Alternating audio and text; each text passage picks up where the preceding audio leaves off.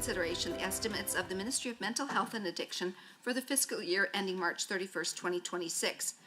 I'd ask that we go around the table and have members introduce themselves to the record. Minister, please introduce the officials that are joining you at the table. Sure. What I'll do is I'll ask them to introduce themselves. Starting on my left, we'll move all the way across. And there's no need to work the mics, they'll operate it for you. Perfect. Thank you very much for having me. I'm Rachel Melnichuk. I'm the Assistant Deputy Minister of System Overview and Strategic Services with Mental Health and Addiction. Thank you. And I'm Ashley Robertson, and I'm the Senior Financial Officer and Assistant Deputy Minister of Financial Services. Evan Romano, the Deputy Minister of Mental Health and Addiction. Corinne Everington, Assistant Deputy Minister of Policy and Programs. All right, my name is Jackie Lovely, and I'm the MLA for the Camrose constituency and the chair of this committee. And let's start introductions of the government side to my right. Sure. Jennifer Johnson, MLA, Lacombe Panoka. Good evening, everyone. Brandon Lunty, Leduc Beaumont. Chelsea Petrovic, MLA for Livingston McLeod. Good evening, everyone. Peter Singh, MLA, Calgary East. All right, and official opposition? Good evening, Janet Aramenko, MLA for Calgary Curry and Shadow Minister of Mental Health and Addiction. Good evening, David Shepard, MLA for Edmonton City Centre. Good evening, Diana Batten, MLA for Calgary Acadia. Good evening, Luann Metz, MLA for Calgary Varsity. And we have a member who's just joined us, Miles McDougall. He doesn't have his microphone chip just yet. When you get your chip, then I'll have you introduce yourself. It's live. Is it live now? Okay, go ahead, member. It's live. Miles McDougall, Calgary Fish Creek. All right, and we do not have anyone joining us remotely, do we? Okay. So we do have a few substitutions. So for the record, member Aramenko is for Mr. Haji. Dr. Metz for Ms. Goring as Deputy Chair, Mr. Shepard for Member Tejada. Have I gotten all the substitutions? I think that's it. Okay. A few housekeeping items to address before we turn to the business at hand. Please note that the microphones are operated by Hansard staff, so no need to turn them on and off. Committee proceedings are live streamed on the internet and broadcast on Alberta Assembly TV. The audio and video stream and transcripts of meetings can be accessed via the Legislative Assembly website. Members participating remotely are encouraged to turn your cameras on while speaking and mute your microphone when not speaking. Remote participants who wish to be placed on speakers list are asked to email or message to the committee clerk, and members in the room should signal to the chair. Please set your phones and other devices to silent for the duration of the meeting. All right, honorable members, the main estimates for the Ministry of Mental Health and Addiction shall be considered for 3 hours. Standing Order 59.01 sets out the process for consideration of the main estimates in legislative policy committees. Suborder 59.016 sets out the speaking rotation for this meeting. The speaking rotation chart is available on the committee's internal website, and hard copies have been provided to the ministry officials at the table. For each segment of the meeting, blocks of speaking time will be combined, but only if both the minister and the member agree. If debate is exhausted prior to 3 hours, the ministry's estimates are deemed to have been considered for the time allotted in the main estimate schedule, and the committee may adjourn.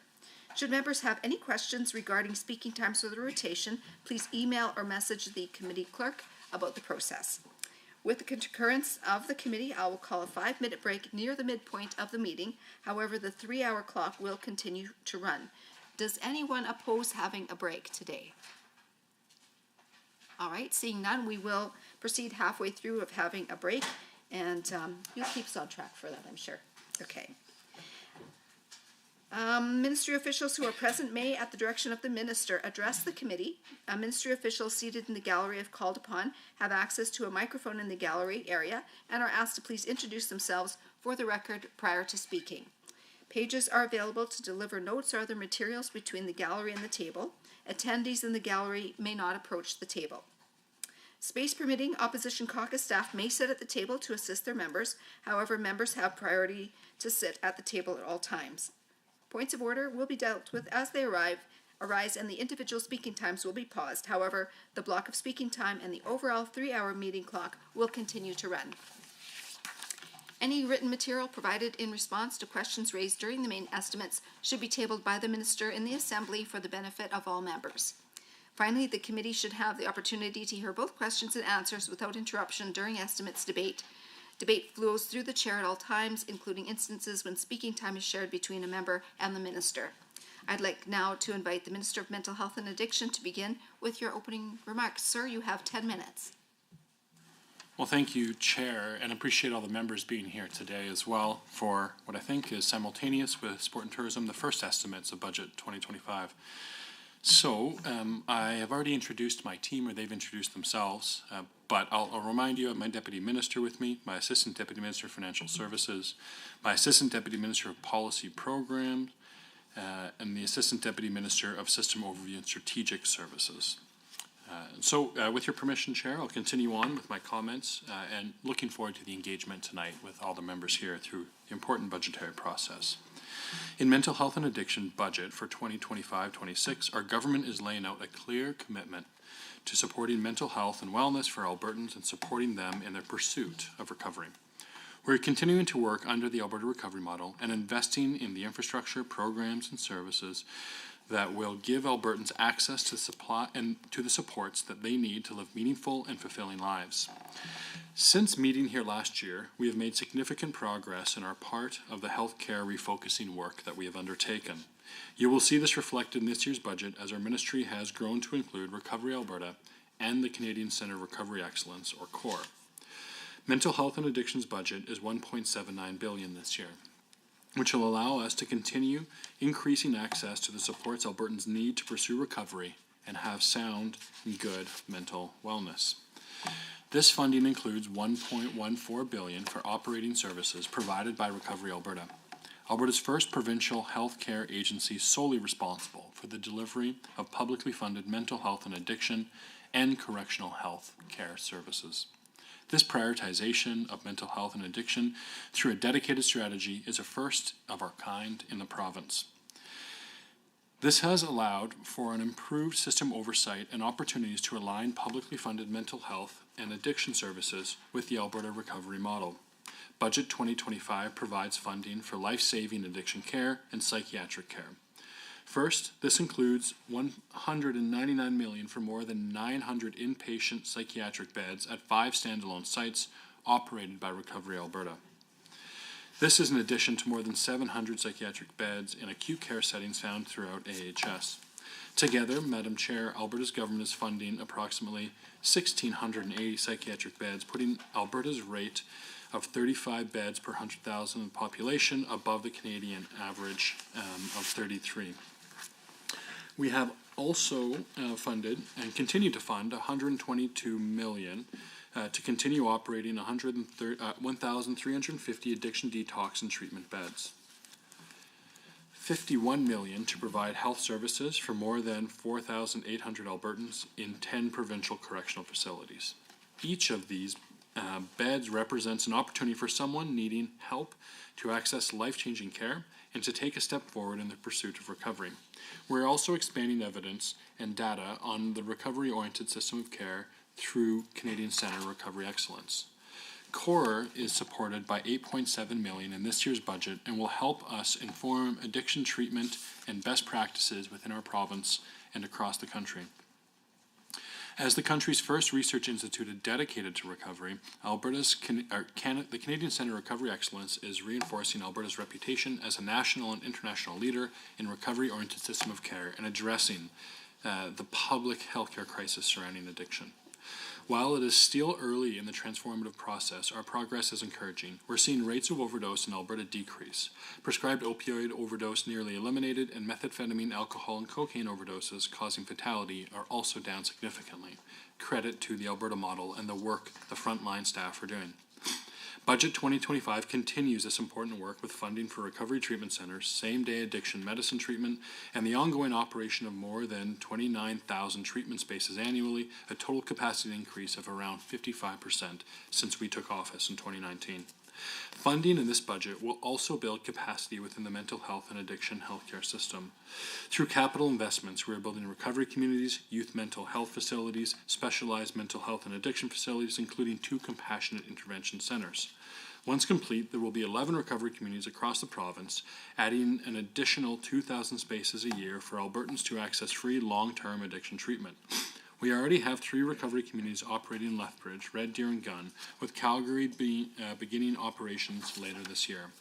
5 recovery communities are being built in partnership with Indigenous communities, ensuring access to holistic land-based treatment centers. The work being done at these world-class facilities is literally life-changing and saving, and accessible regardless of someone's financial situation or personal background. We know recovery is possible for everyone, but some have lost the ability to take that first step. For those experiencing the most problematic and dangerous impacts of substance use and addiction, and that are likely to cause harm to themselves or others, we have an obligation as a society to intervene. Soon, as promised by our government, we will be bringing forward compassionate intervention legislation, a much-needed tool to address these extreme situations, as we know well, and why we are moving forward with the building of those 2 facilities. The capital funding this year's budget will include $180 million for compassionate intervention centers in northern and southern Alberta. These 2 centers will include spaces for intake, assessment, medically supported detox therapy, as well as other forms of treatment and recovery. Our hope is once someone has been stabilized at these facilities, they will be in the position to benefit from other community support, such as one of the recovery communities and the continuum of recovery care across my ministry and those across our government. We refuse to stand by while we watch those in addiction continue to wreak havoc on their own lives and families. We also know that addiction doesn't only affect adults. Youth are suffering from the same deadly impacts. That is why we are building the Northern Alberta Youth Recovery Centre, which will significantly increase system capacity for youth in need of addiction treatment and support. This facility will provide live-in addiction treatment for young Albertans under 18 years of age and provide up to 300 youth a year with access to treatment and a new lease on life. We are also continuing to work with CASA Mental Health, our second largest provider of youth mental health services, to build youth mental health sites in Fort McMurray, in Calgary, and a location in southern Alberta, as well as to enhance services with existing Edmonton location. That is why this year's budget, that's what this year's budget is doing. It's building facilities to increase capacity in our mental health and addiction system. One where Albertans are always have a place to get the treatment that when they are looking to pursue recovery and their own mental wellness. Equally important are the investments supporting the mental wellness across Alberta for Albertans. In partnership with Counselling Alberta, we are providing affordable counseling options across the province, including online counseling, which is especially important in remote communities. We are also continuing to fund 211 Alberta, which connects those in need with local mental health and addiction supports 24/7. Funding for CASA brings mental health professionals directly into the classroom, giving students the full-time support live that they need without interrupting their ability to receive the incredibly important education that we have ongoing in our public school system. This budget demonstrates our commitment to support across the continuum of care, including mental health programs and services. Funding in this year's budget also provides Albertans with fast access to treatment options. Albertan can access same-day addiction treatment through the Virtual Opioid Dependency Program.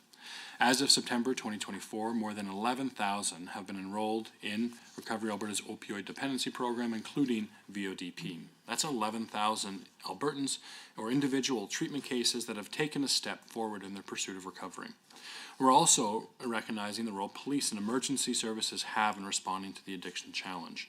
Budget 2025 continues to fund programs such as Help and PACT that partner police services in Edmonton and Calgary to partner officers with mental health professionals and social navigators. Our funding for these teams is connecting people with the services they need in a crisis moment and giving police the tools that they need to keep our communities safe and build relationships. At the end of the day, we know truth is addiction can only end in one of two ways. It can end in pain, in misery, and given enough time, tragically death. Or it can end in recovery, and a second lease on life, and an opportunity to be a brother or a mother and a family member and community member again. This budget and Alberta's recovery model is focused on the second and only reasonable option, as much recovery as possible. Our commitment in this budget is expanding access to evidence-based treatment and care, support for those with mental wellness, for their mental wellness, and we truly mean to give Albertans a very hopeful path forward.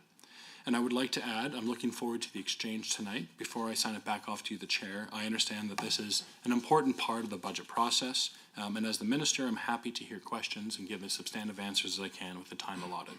And with that, I'll turn it back over to you, Madam Chair. Thank you, Minister.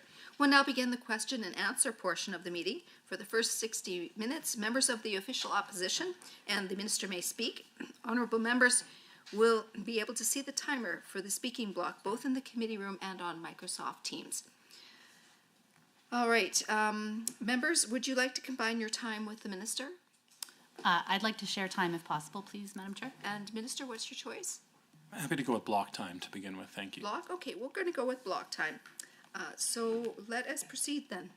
Okay, great. Well, thank you. There's a lot to dig into. Thank you so much, Minister, and all of the staff for being here late on a Monday evening. I want to also acknowledge our wonderful team here sitting behind me who have helped to support all of us members before you today. So I've sorted out my questions per kind of document, and so I'm going to start with the budget estimates, please, for 2025-2026. Right off the hop, I'd like to confirm a couple of numbers, Minister, through the chair, that the minister provided in his opening remarks. Perhaps I've misheard. If the minister could please confirm that the operating budget for Recovery Alberta, per the budget, I have $1.334 billion. I thought I heard 1.1. And then I also wanted to verify a new number that I haven't heard before, which is 29,000 treatment spaces over a year. For many, many months now, we've been hearing about 10,000 treatment spaces. Of course, spaces are also not the equivalent of beds. And so I'm just hoping that I can confirm that number, please, that I heard that correctly, 29,000 spaces. Starting off, per Section 2 of the operating expenses on page 165, Recovery Alberta has been operating since September 2024. It delivers mental health and addiction programs and services previously delivered by Alberta Health Services. As part of the government's restructuring, as we had been told in the somewhat delayed process to reorganize health, approximately 7,500 FTEs and $1.1 billion was reallocated from AHS to the Ministry for Recovery Alberta's operating budget. Could the minister please confirm, as I mentioned, the total operating cost for Recovery Alberta, and please confirm that the funding for the building and operations of 11 recovery communities is within Recovery Alberta's budget and not the ministry's departmental budget? Are there other bed-based facilities that are not a part of Recovery Alberta?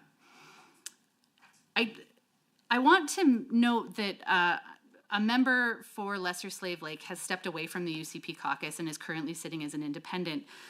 In that region of Lesser Slave Lake, Madam Chair, there is a committed recovery community in the community of Métis Crossing near Smoky Lake. And I just really want to make sure that though that member is no longer a part of caucus, that we can make sure that we are advocating for a timely delivery on that commitment.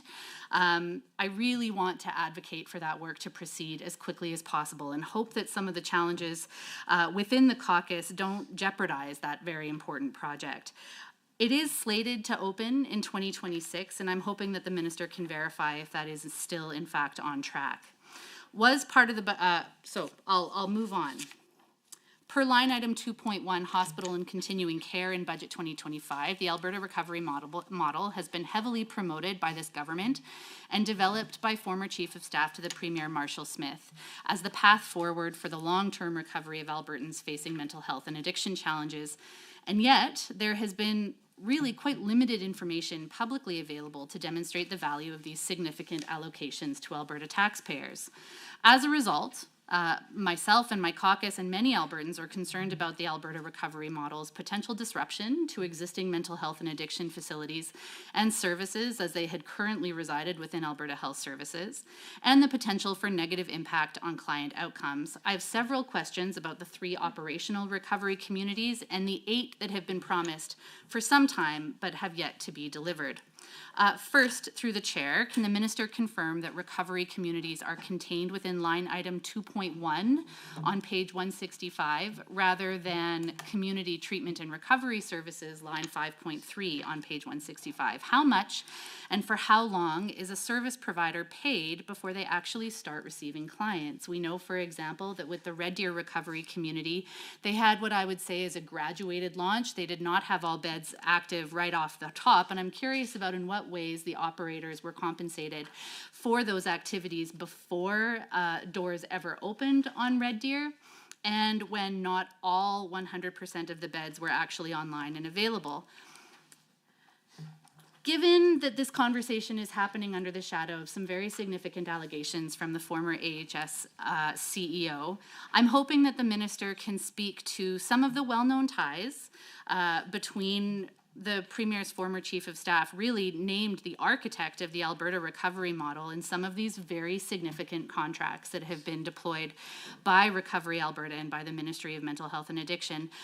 We are talking about hundreds of millions of dollars, Madam Chair, that really just a few years ago, the Ministry of Mental Health and Addiction wasn't even its standalone addiction, or ministry, excuse me, but since taking on Recovery Alberta has become the 7th largest budget in this cabinet.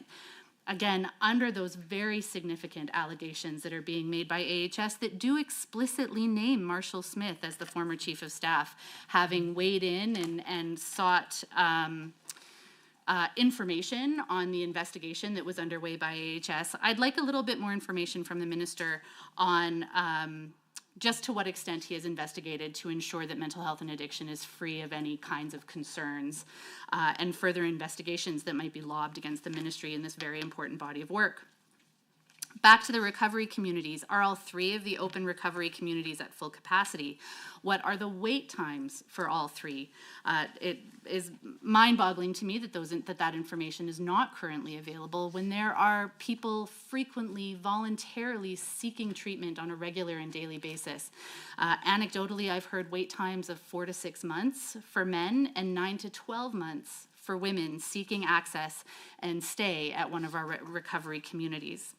Can the minister share any information on clinical, behavioral, or societal outcomes from Albertans who have completed treatment under the Alberta recovery model until now?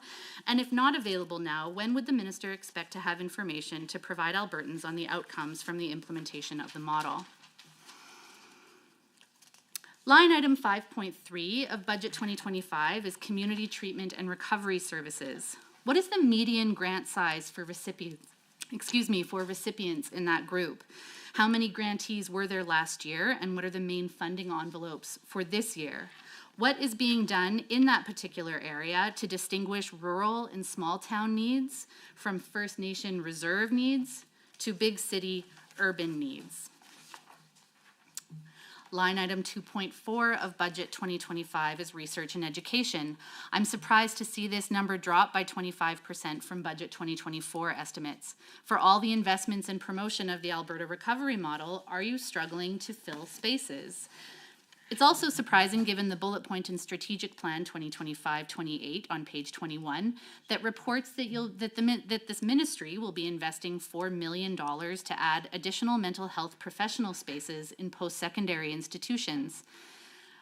Is the Recovery Training Institute of Alberta included in those 12 post-secondary institutions? And will those $4 million be allocated to support, frankly, minimally trained, non-regulated recovery coaches?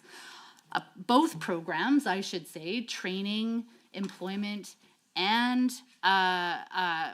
regulation, certification, I should say, services that are being run by a single for-profit private company with known ties to the former Premier's Chief of Staff. Per line item 3, the Canadian Centre of Recovery Excellence, once more on page 165 of the estimates, there are several awarded allocations. For example, on a publicly available database, there is a contract awarded November 19th, 2024 to Optimus SBR Incorporated to, quote unquote, develop quality standards for addiction treatment services and support of business functions. That bill was $999,400, coincidentally $600 shy of the $1 million threshold that would have made this contract subject to greater scrutiny and transparency. CORE came out with great fanfare, Madam Chair, and I'll read from the budget here that the responsibility of CORE is an independent organization that informs best practices for recovery, conducting research and program evaluation, and supporting the development of evidence-based policy. It sounds to me that the terms of this contract are very similar to CORE. Did this grant fall under money going to CORE, and is that the reason why the budget for CORE has skyrocketed from $5 million to $8.7 million? One other question in regards to budget 2025. For the 23-24 fiscal year, there were $33 million for child and youth. Or excuse me, $78 million for child and youth. For 24-25, they estimated an annual spend of $56.2 million. That distinct line item is now nowhere to be found. Has it been absorbed into a different category in budget 2025? Through the chair, what was the rationale for removing that particular line item? And per the minister's earlier comments when in regards to the Northern Youth Addiction Center, is that where that type of a facility would fit in the budget? Thank you very much. All right. Now we'll move over to the minister for his response. Okay, thank you.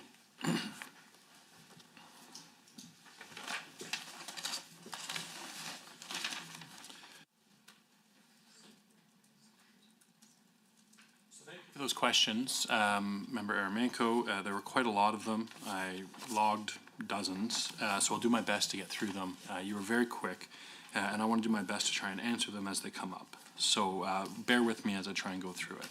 First of all, there were clarifications surrounding the total for the Recovery Alberta budget. The operating budget for Recovery Alberta is listed on page 167, which is 1.44 billion. So that does not include the 8.7 million for CORE, which is where you would get to the 1.33 if I'm not mistaken. You also asked for clarification surrounding the 29,000 treatment spaces, and for clarity, the 29,000 treatment spaces, episodic treatment spaces within the system is a total number. 10,000 is the new number that has been created since 2019. So those are the two origins of those. One is a total number, one is the new addition since 2019 into our system. Okay, when it comes to recovery, let's see, the next question. Recovery communities, you asked if they are funded from within Recovery Alberta. My understanding is that they are not funded within Recovery Alberta. It's direct through the department. And so we're investing more than $104 million to build, maintain, and operate recovery communities in this budget through the province to further expand access to consistent support for Albertans experiencing addiction.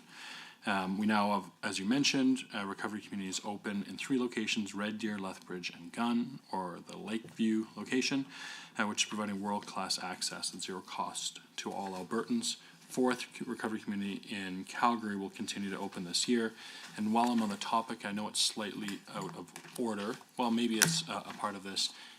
My understanding is that the Métis Nation location for the recovery community is not in Lesser Slave Lake constituency.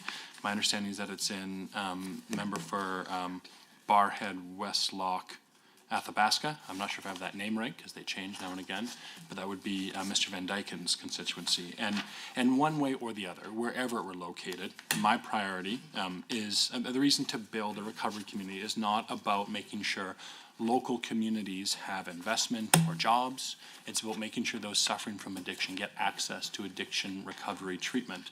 And the partnership with the Métis Nation is an important one. They have been great partners in trying to build a recovery continuum. They understand that their community has been devastated by addiction and that the land-based healing is an incredibly important piece of that.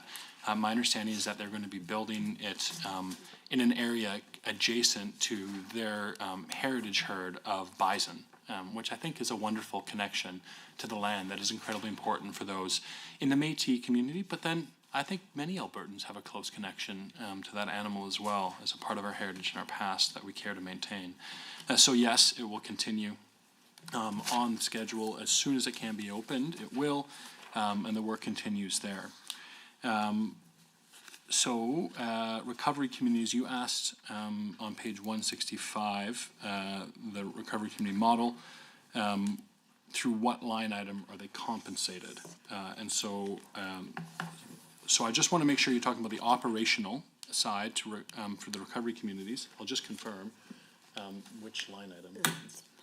5.3, okay, yeah, so that's correct, it's in 5.3, not 2.1. But that's where they find themselves for the operational side. When it comes to procurement for recovery communities, one moment.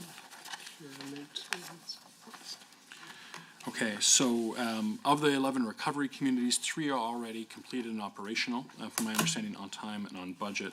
We're continuing to work on the remaining, and so those have been either a combination of capital grants. We had 7 of them begin as capital grants, and 5 of them now, 7 of them begin as an RFP done through the Ministry of Infrastructure.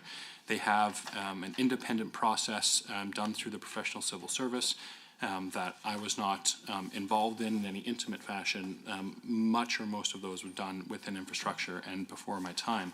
That said, there is also a capital grant process for Indigenous communities.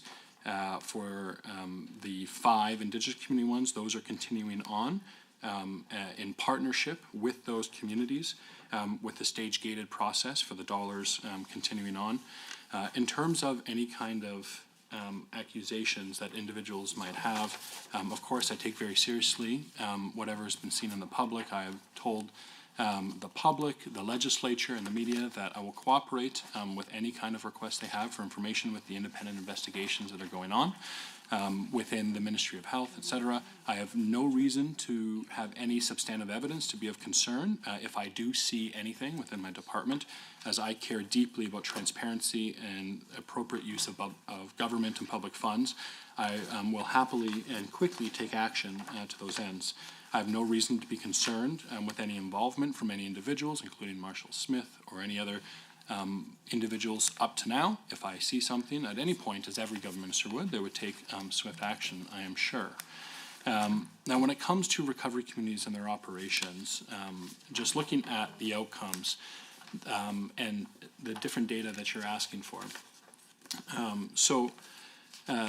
Red Deer Recovery Community has seen 128 clients in 2024. 64 have thus far successfully completed the program. Of the 64 completed in 2024, 100% secured safe housing and stable income. 35 clients secured employment, and 24 enrolled in further education and training. 81% of those individuals contacted within 1 month after discharge remain in recovery, and 97.8% clients say that they had a positive impact from the program. Lethbridge also has similar numbers, with 92 admitted in 2024, 86 successfully completing the program, 98 clients secured stable housing, 96 had a stable source of income upon discharge, 46 found employment, while 10 enrolled in educational programs. 84 clients remained sober 1 month post-discharge, demonstrating high program effectiveness thus far. Similar numbers for Lakeview as well. The question was asked around funding. My understanding is that when the funding operationally started up for these communities, because they need to be able to fund staff all the way through, and whether or not you have full beds or not, they need to be recruiting, retaining those staff, operating the full kitchen, etc. So we fund them at operations, beginning, I believe that date, there might be a few days before, I'm not sure on the exact details. Maybe a couple months before, to begin scaling up the staff recruitment, et cetera. And then they're funded on that per bed rate for the total number of beds to that end. We have seen great outcomes when it comes to the Alberta recovery model, looking at 39% decrease of opioid deaths year over year from last year. That is close to 300% greater decrease than you've seen in British Columbia next door. Keep in mind that that is an integrated illicit drug market between Alberta and British Columbia, similar demographics and population. I'm glad to see British Columbia has, I think, the neighborhood of a 13% decrease. That's good. Those are lives saved. I'm incredibly proud of the work done by our frontline staff, by the recovery-oriented system of care that we've built here in the Alberta recovery model, because this is leading to lives changed. I think it's a 43% decrease in methamphetamine-related overdose deaths, nearly eliminated pharmaceutical opioid overdose deaths, and then alcohol and cocaine as well, is seen close to, I think, 25%, and I will happily update the record on exactly those. 28% overdose death fatality decrease in alcohol, and 23% in cocaine. So these are obviously important numbers that I'm happy to return to that do show an overall system outcome. But when I look particularly at not just delayed indicators like death, which is a tragic outcome and an indicator that I'd like to not only rely on, I want to see the quality of life increasing earlier on when it comes to those qualities, which is why we're doing the work we're doing around increasing the uptake of my recovery plan and measuring recovery capital throughout the entire system. I think we've had something like 5,000 individuals now participate in my recovery plan for data tracking. We're looking to continue expanding that. We have almost all of the facilities that deal with addiction treatment across the province now, including detox, using that, so that we can know at intervals throughout their recovery journey, not just whether they're dead or alive. That's obviously terribly important, but I want to see the quality of life and the recovery capital increasing as well. Thank you, Minister. Back to the official opposition. Thank you, Minister. A couple of items to follow up on there. I'm really surprised. Recovery Alberta, lines 2.1 and 2.2 for hospital and continuing care and community care and treatment services total $1 billion. And none of that is allocated toward recovery communities.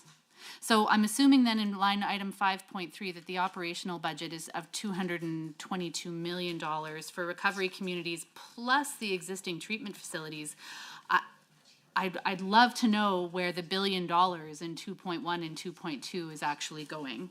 I did not hear about wait times through the chair. I'm hoping that the minister can in fact confirm what the wait times are for Lethbridge, Gunn, and Red Deer, and that if we are not closely monitoring that information and sharing that publicly, that feels like an awfully critical piece of information.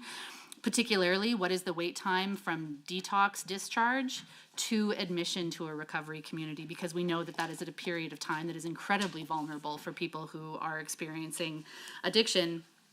I also did not hear, will Healing Waters be open in 2026?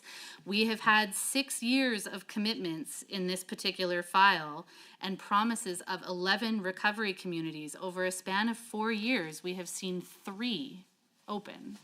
So will Healing Waters be open in 2026? Lastly, a question that I have in regards to the recovery communities is whether or not the operating funds, will there be a multi-year funding commitment to actually provide the operating funds once the capital build is complete? And so we have commitments of 5 different recovery communities on various First Nation reserves in Alberta. We have seen the commitment from this government to actually build the place, but where is the additional commitment to actually fund the good people who have to actually work and run and operate and clean and do the, all of the very many jobs required to run a facility of 50, 75 beds? The space is of no use to anybody if we can't actually get the good people to run the thing. I'm going to move on to, let's move on to the business plan, please, in the 7.5 minutes that I've got here. Per the mandate and structure on page 119 of the business plan, would the minister confirm the reporting relationship between the ministry and Recovery Alberta? There is a bit of an org chart there. Just want to verify that Recovery Alberta reports to the minister and not to the Deputy Minister of Mental Health and Addiction.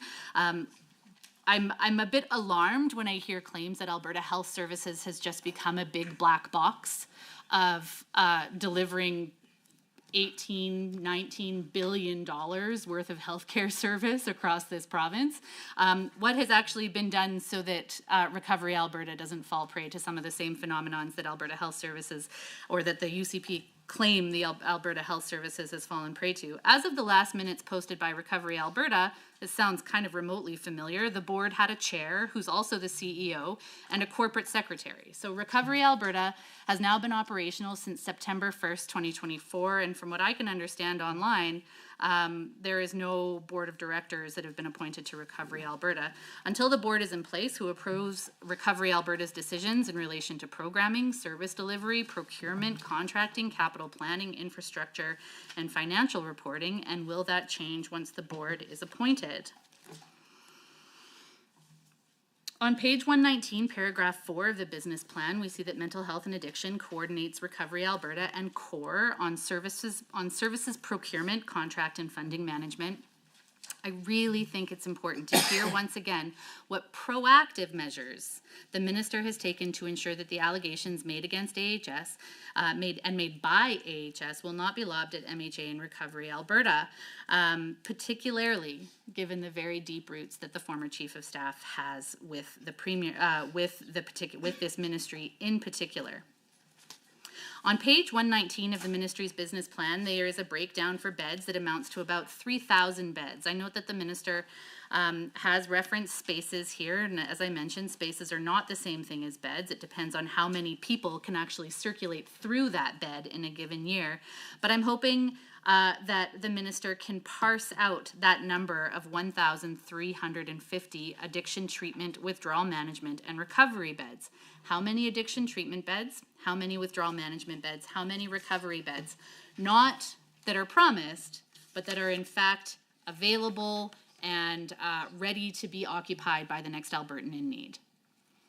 On page 119 of the business plan, paragraph 6, the ministry reports that Recovery Alberta is made up of 10,000 addiction and mental health and correctional health services staff. Farther in the fiscal plan, we see that it's actually roughly 7,770 addiction and mental health staff, so I assume that the remaining quarter is correctional health services staff, and approximately 800 physicians. Through the chair, can the minister confirm if that figure of 800 physicians includes psychiatrists? According to the Alberta Psychiatric Association, in proportion to population, Alberta should have twice as many psychiatrists as we do. In 2019, there were 461, which is roughly 10.6 psychiatrists per 100,000. Current ratio is approximately 16. Recommended is 26 psychiatrists to every 100,000 population. So what are the plans to address the shortage of psychiatrists, particularly in small and rural communities and pediatric care? Per the initiatives that support key objective 1.3 of the business plan on page 121, $24.5 million or 222 over the next 3 years is allocated from the department and Recovery Alberta. So it's kind of funny, you know, sometimes it's the department that holds the bag and sometimes it's Recovery Alberta and sometimes it's both. It does make it quite challenging, I think, for the average person to try and interpret where dollars are coming from and who's actually responsible for them. The department and Recovery Alberta is tasked to implement and operationalize compassionate intervention legislation that will be introduced this spring, according to page 74 of the fiscal plan. That amount, plus the 3-year capital allocation, totals $430 million, Madam Chair. The legislation creates the framework for an Albertan to be forced into treatment against their will. And this mandated treatment will require more recovery and secure treatment capacity in Alberta.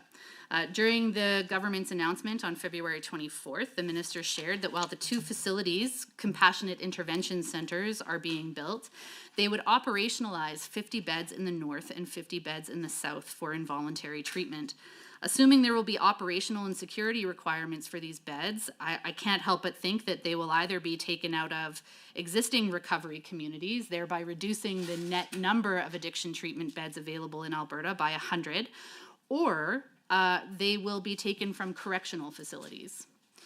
Has the minister already identified the location of these interim beds? Where will they be coming from while 150 more are being built at the compassionate intervention centers?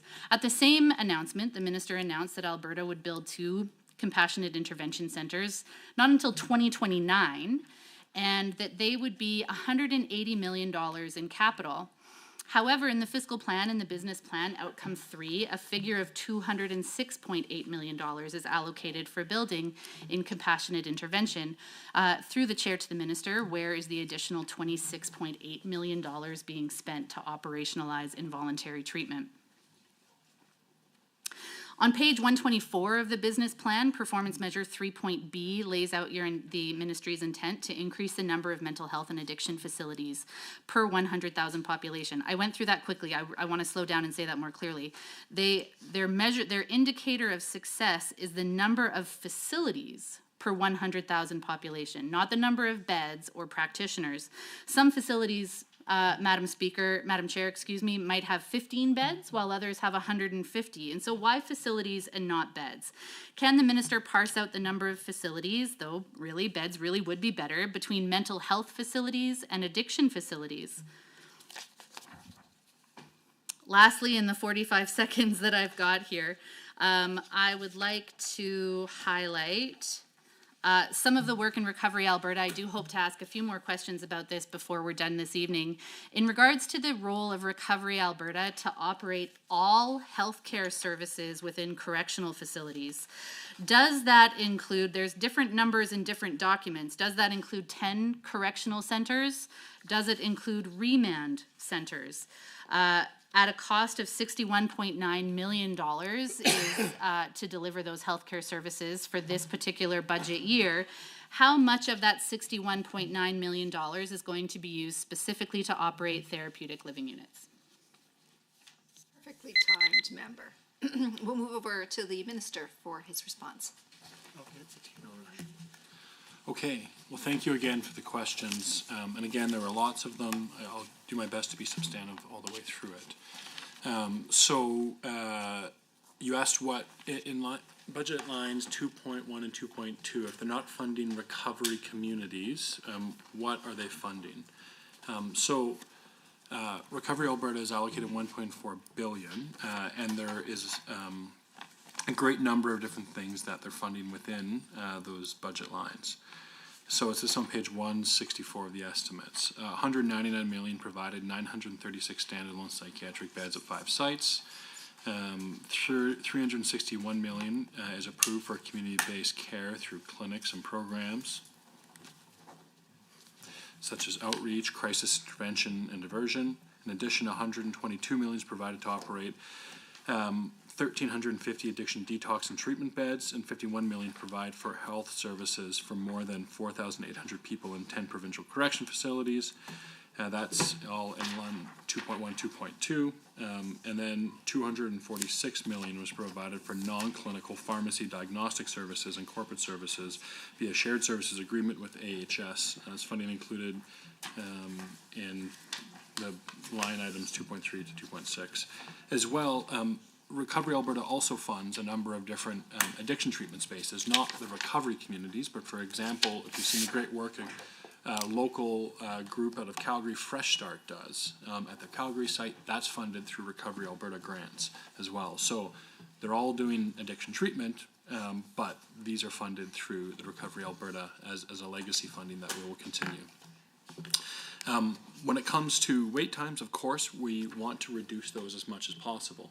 The wait times for any one site is not something that is something that you can translate into a single number. The wait time is really a global question across an entire system, and so we have not-for-profits operating through grants with Recovery Alberta. We have recovery communities. We have a number of different addiction treatment spaces. We have detox that is funded through a number of different ways as well, and so we do our best to try and create as tight a warm handoff as possible, which is exactly to your point, incredibly important. For example, the recovery communities we've built and we've operated, they've been given 1 to 2 vans as well. So it's not a push system leaving the detox, but it's a pull system from the recovery center, so that when somebody is leaving detox, they're not made to find their own way, and the detox center, which is happily and hurriedly trying to get the next individual into that vacant space, instead it's responsibility of the recovery community that they're heading to, or the recovery treatment space, to pull them along. And so we are very, very happy to continue building capacity. We know we need to build more. And to your point, your happy point, that you want to see Healing Waters with the Métis Nation sooner.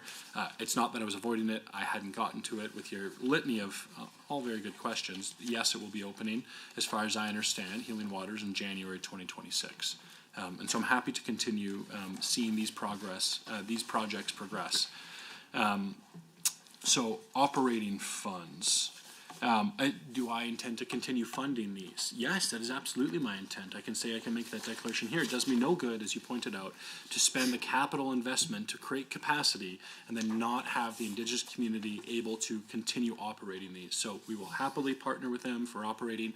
That's the plan. We want to work closely with them on choosing those operators, give them any advice that they might ask for in the process. I'm glad we're talking about Healing Waters. The Métis Nation doesn't get enough shout outs within Alberta for the incredible work that they do and have done around addiction and recovery, and they absolutely deserve it. So I hope this is an across-the-aisle support for the Métis Nation of Alberta, for the Healing Waters Métis Nation recovery community that the province is funding, and of course we need to continue creating that capacity. Okay, I'll now move to your questions on the business plan. Page 119, you asked about the reporting of Recovery Alberta. And so I'll address that, and then I'll go to the question surrounding procurement, and then after that I'll go to the question surrounding the 3,000 beds you mentioned. And then we'll keep going down the line. So when it comes to the business plan, and yes, it is the case that Recovery Alberta does report to the minister. The legislation is enabling and allows us to have a truncated board for governance as we're doing the establishment of Recovery Alberta. As everyone could appreciate, moving over 10,000 plus staff, changing the operations to a recovery-oriented system, of course, the shared services, the IT services, the shared corporate and security services that we have across the entire continuum of healthcare in the province of Alberta continue to operate. There's an incredible lift from Recovery Alberta, and I want to give credit to not just the senior staff, of course, and the people who get to meet in boardrooms with ministers, etc., but the over 10,000 frontline staff in Recovery Alberta that have done an absolutely terrific job in that transition. The fact that this is the total question around estimates surrounding that entire transition that just happened, I think is credit to the work that they have done and the absolute commitment they have to mental wellness and to addiction recovery across the spectrum. And yes, well, the board right now has that responsibility, and as the board gets built out, which it absolutely will be, to a full board, it will continue that responsibility of oversight. When it comes to procurement, Recovery Alberta operates in a nonpartisan space with a professional set of civil servants within Recovery Alberta that consider the absolute best outcomes and value for dollar in that procurement process. I've had no concern from Recovery Alberta with anything surrounding inappropriate use of those funds. If I see or hear of anything, of course, as you say, my first call will be to make sure that we see an explanation or that we have transparency in that for all to see. If I find anything substantive, of course, my first reaction will be to make that something that has a response to the appropriate body. As of now, I've not seen any substantive evidence of those concerns. And of course, like every minister, I want to make sure that public funds are used responsibly through the total allocation of funds. And as you mentioned off the top, this ministry has grown to a $1.7 billion operation. That is a good thing. That it's the 7th largest. I think that might come close to reflecting the concern Albertans have surrounding their loved ones, their family members' challenges with mental health, mental illness, and addiction. And so we're going to continue to provide what Albertans are asking for, which is a working mental health and addiction system that cares about the human dignity of every single one of them. You asked about a set of beds. I just want to quickly look at that. Yep. So I can say. So my understanding is that these are all publicly available numbers that can be found on the Government of Alberta website. So if you go to Government of Alberta website, alberta.ca, residential addiction treatment service providers, it outlines in detail all the different communities, where they are, and the dollars and the numbers associated with them. And then including as well with the publicly funded addiction treatment spaces as well, where they are, these 10,000 new spaces that's available on the Government of Alberta website. So I'm happy to refer you to that, of course. You asked about 800 odd positions within Recovery Alberta. Are psychiatrists included in that? My understanding is yes, they are included in that. And then you continued on to 1.3 and the business plan with key objectives surrounding compassionate intervention.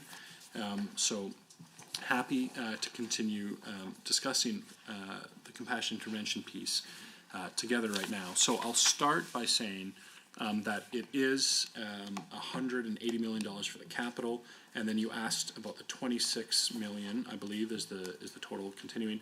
That's largely a question of IT, so that we can have our information technology and databases talking to each other, which are disparate and across different ministries and bodies within government, and then corporate services as well. And so we will continue as we're building the recovery community, the compassion intervention centers in northern and southern Alberta, to find spaces allocated within the province. And so that means 50 in the north, 50 in the south. I'm not considering, nor have I looked at in any substantive way, correctional facilities to this end. We are going to be looking at beds that have secure treatment capacity across the province. This is going to be not limited to Edmonton, Calgary, but across the entire north and the entire south. And I'm hoping to be able to maintain those beds as time goes on, so that every single community in the province has access to compassionate intervention legislation and the policy if the legislature were to vote it in and it were to be passed and operationalized. I want to make a point about the compassionate intervention facilities with the short time I have left, that this is fundamentally an essential debate that we need to have. Oh, that wasn't enough time. Minister, thank you so much. We'll move back to the official opposition.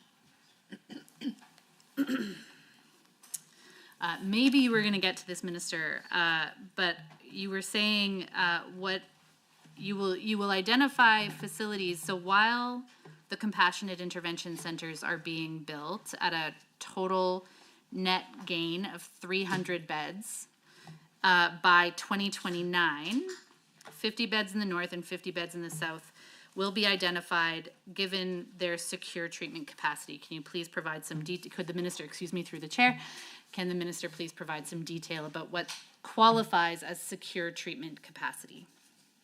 I did not hear a reply, and I'm hoping that I can hear a specific plan to address those psychiatrist shortage numbers if we are at half the capacity that we need to be, and if we are in fact building the world-class model known as the Alberta Recovery Model. I think that we should have a very clear strategy to enhance people working in that particular field. And I've got to go back to the wait times, Madam Chair, that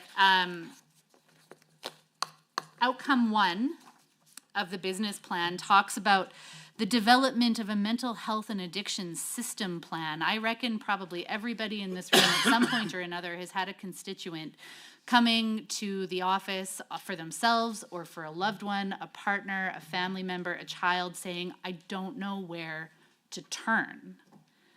Every time I have to tell my story again and again, and I just can't seem to figure out how to navigate this system. And the challenge is that there isn't really a system at all. For a long time, mental health and addiction has been deeply under-resourced. Minister and I can certainly agree that the increases of resources to mental health and addiction are certainly beneficial, but there has yet to be a real holistic, coordinated system in mental health and addiction. And so I'm disappointed that given key objective 1.1 to create the system plan does not highlight some of the most fundamental indicators of success for the Alberta Recovery Model. One of them being that when someone needs to access treatment services, that they can get it.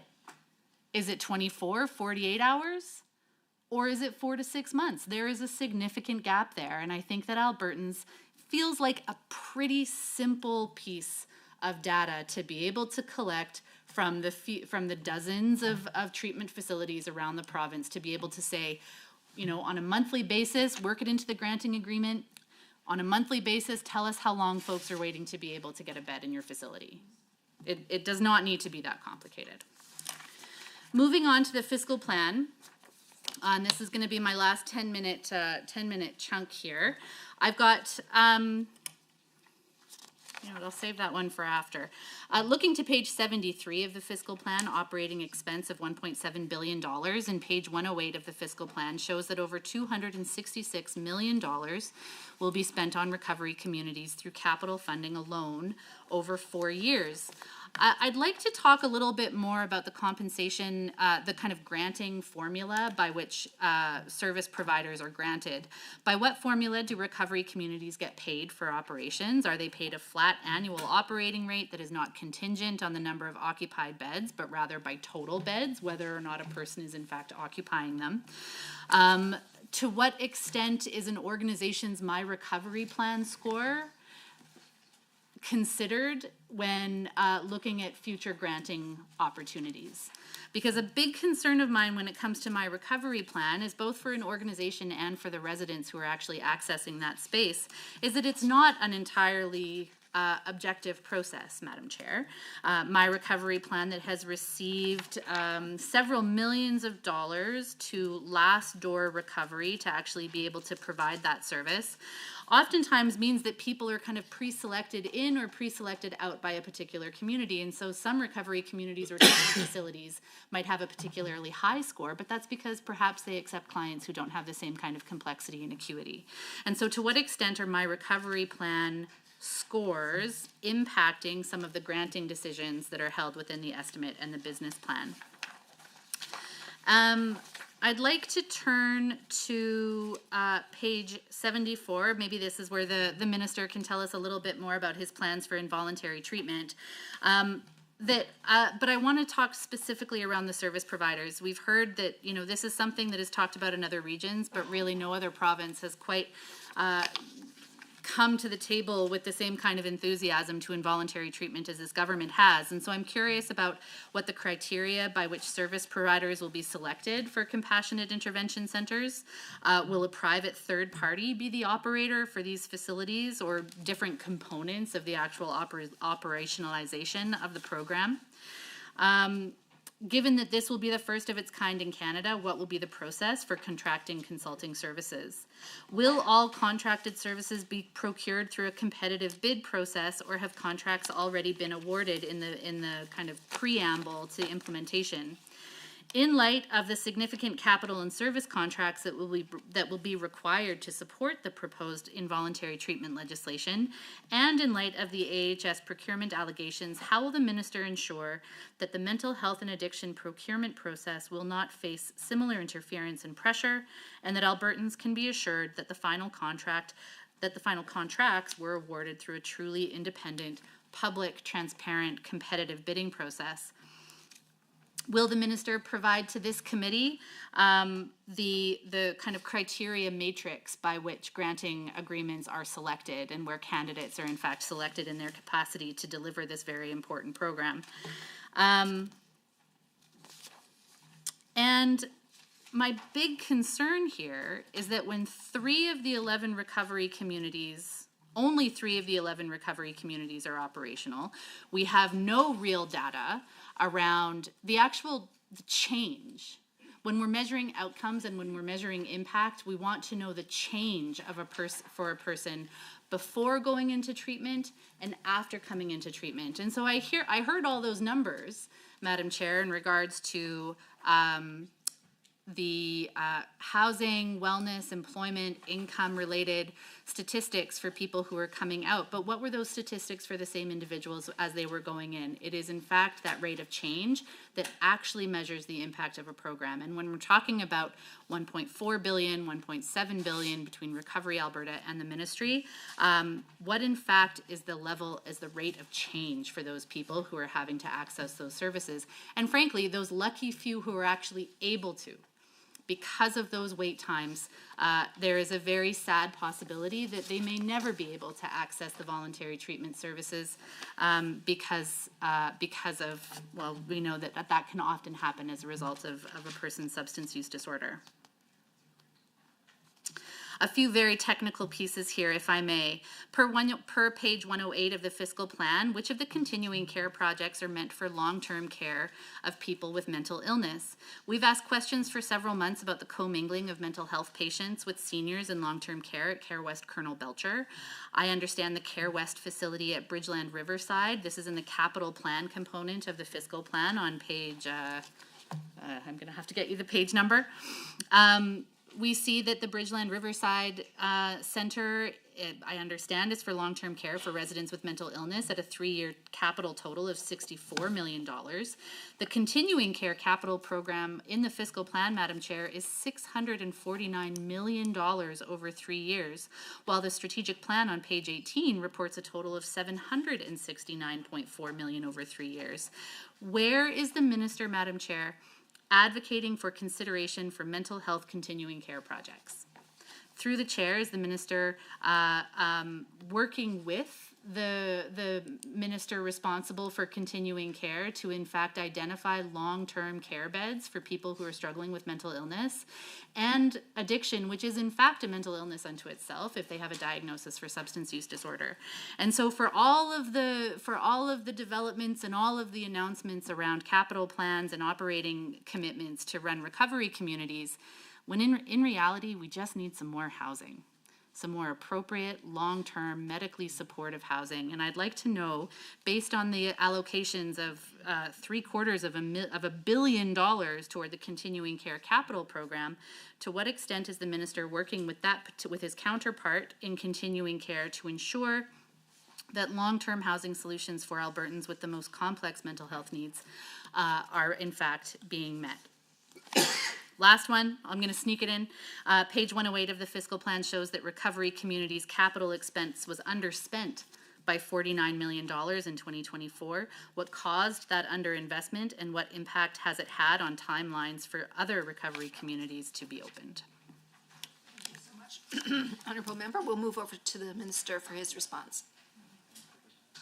Okay, well, thank you again for the questions. So the first question you asked was surrounding providing clarity on secure treatment. Secure treatment is the idea that if we're going to be talking about compassionate intervention, we need to find capacity for somewhere not unlike a number of detox or psychiatric secure treatment spaces that are appropriate places for them to be held. These are not limited just to correctional facilities. In fact, I'm not planning any of them there, but we have spaces across the province, northern, southern Alberta, that are not being used to the full capacity. Those would be where we're looking to do that. And as that progresses, I'm happy to update you here again next year. We currently need to introduce legislation, have it passed, build regulations, and implement that before we are in the spot to implement the wider system. But be assured that you'll be hearing it here and very happily on every single media outlet I can find to talk about the great work we're doing surrounding compassionate intervention. Very concerning to hear you say that there's no system at all. And I think that members opposite should be cautious to use this kind of incredibly dramatic language that is absolutely not the case and is reckless. If there are individuals who, rightfully so, have huge amount of respect for members of the legislature, and as you introduce yourself as the critic or ministerial critic for mental health and addiction, and that is an important role that you have as well as I do. To insinuate there's no system at all can lead to tragic despair, an inappropriate sense of lack of hope and idea that there is a path to recovery, and that recovery from a serious mental illness and recovery from addiction and the idea that you can live a balanced, mentally well life is possible, that's dangerous, and I think it's inappropriate. The member also asked particularly for addiction treatment beds and sort of wanting to see wanting to see more addiction treatment beds. I'm glad to see the members excited. I'm just going to check with my staff quickly. From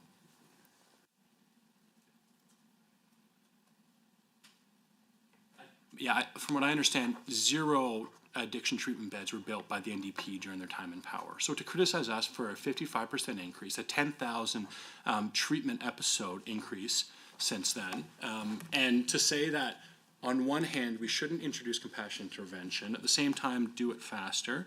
At the same time, you want to criticize everything about our recovery model, and then in the next breath implying that you can't wait to see the Métis Nation within Alberta recovery community up and operational. I find that slightly more scandalous than anything you might have found scandalous surrounding our massive increase to addiction treatment beds. And I'm proud of the amount that we have increased our addiction treatment beds. When it comes to recovery community capital funding, so that is funded on a per bed rate, and the bed rate for recovery communities is $170 per bed, approximately. $300 for detox, and that depends on the particular location and services. When you asked, the member asked through the chair about MRP and the idea that it's not a totally objective measurement. At first I thought you were making what I thought was a very salient point surrounding the nature of the measurement. It's not quantifiable, but it's qualifiable in many ways. And so there's a subjective nature to the recovery capital. And if you look at Dr. David Best out of Scotland, who is, I think, one of the leading voices on recovery capital, the measurement of recovery capital through, for example, metrics like the MRP are incredibly important because, yes, it does certain tangible measurements that are measurable health outcomes, measurable status, are you employed, etc., but also subjective measurements as well. And this is what we're looking for, so that we have an idea that someone's quality of life and trajectory around recovery is increasing over time. And so I'm happy to say that we do continue to see increases. Your point is largely taken and agreed with. We need to see the rate of employment before versus after. And I'm happy to continue developing and digging in so that we can have even more detailed numbers. But I don't think the member's seriously suggesting that those coming out of methamphetamine and fentanyl, polysubstance use addiction, living intermittently homeless on the street, had a higher rate of employment than those coming out of the addiction treatment centers. I take your point that we need to continue to capture that data, but I can tell you right now, anyone who works in the addiction treatment space says going through recovery addiction treatment is going to increase your recovery capital. Now, the degree to which it does, you asked about funding at one point later on to say, will my recovery plan have some sort of qualitative influence in terms of the funding? Right now, it doesn't have any of those considerations, and I'm highly aware that there are a number of very complex addiction and co-presenting mental illness challenges with really complex patients within the province of Alberta. I want to be cognizant of that. But of course, we do want to have key measurements. We want to have key measurements that we can measure by to make sure outcomes are happening. So as we move forward and we're measuring not just outcomes surrounding the delayed outcome of death, but we're measuring earlier on, then we will obviously be integrating that. And as we do that, I'm happy to provide information to this estimates next year as we go forward with that. So we will be integrating more of those decisions around outcomes, but it needs to be tailored. It needs to understand the complexities. It needs to understand that it's not as simple as straight up numbers, because even good and very multivariable metrics such as recovery capital don't always tell the full story. Of course, no measurement ever can. Now, compassionate intervention that was also asked on. I just want to do a time check. How much time do I have left? 2:44. Okay. Compassionate intervention, there were a slew of very well thought out questions surrounding who's going to operate. Unfortunately, I'm going to cut them all short. The plan is to have Recovery Alberta operate these facilities, which I'm surprised. I expected everyone in the room to have watched my presser with the Premier on February 24th, where I answered this question from the Globe and Mail. And I was very clear then as well that we're happy to have the terrific work done at Recovery Alberta continue to operate the compassion intervention centers and the entire compassion intervention regime if it were to be passed into legislation. When it comes to my recovery plan outcomes, you also mentioned the lucky few who get into treatment. I could not agree more. that they are lucky, but we have to remember that these decisions are ones that are, we have limited resources within the province of Alberta. We can only fund so many programs at any one time. It's a finite set of resources, and as Tommy Sowell often said, in politics, there are no solutions, only trade-offs, and I need to choose between these very pressing demands. And so I think of the unlucky few under the previous 4 years to our Conservative government who didn't have off-ramps out of addiction, who had only this sort of ever-pressing demand to have drug consumption sites open in every community, with no addiction recovery at the center, with no addiction treatment beds being built. And those were the unlucky few. Which were most Albertans suffering from addiction. So happily we agree that they're lucky when they get access to the more than 10,000 new spaces we created. And perhaps in one of our 3 operational, soon to be built, 8 other recovery communities in the province. Right. I just want to touch base, you asked about long-term care. Of course, I'll work with Minister Nixon to that end. This is funded through health and SCSS, so I'd encourage you and your colleagues to continue asking there. And then I have another piece here that I want to just address quickly with the Ministry of Health implementing refreshed workforce strategy. So we've collaborated with Advanced Education to add more mental health professional spaces in post-secondary institutions that does not include recovery coaches. As to an earlier question you asked 2 rounds ago, that's separate. In August 2024, AE announced, Advanced Education announced $10 million in post-secondary seat expansion funding to targeted mental health and addiction, mental health professional education programs. And so this is obviously going to, I see my time's up.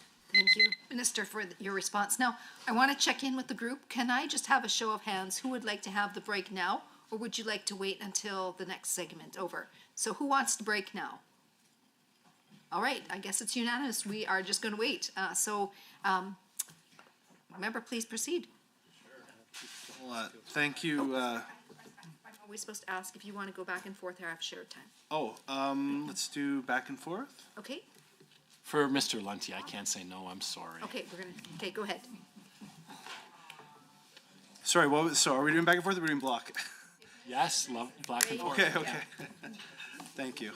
And thank you, Madam Chair, and thank you, Minister, and your team.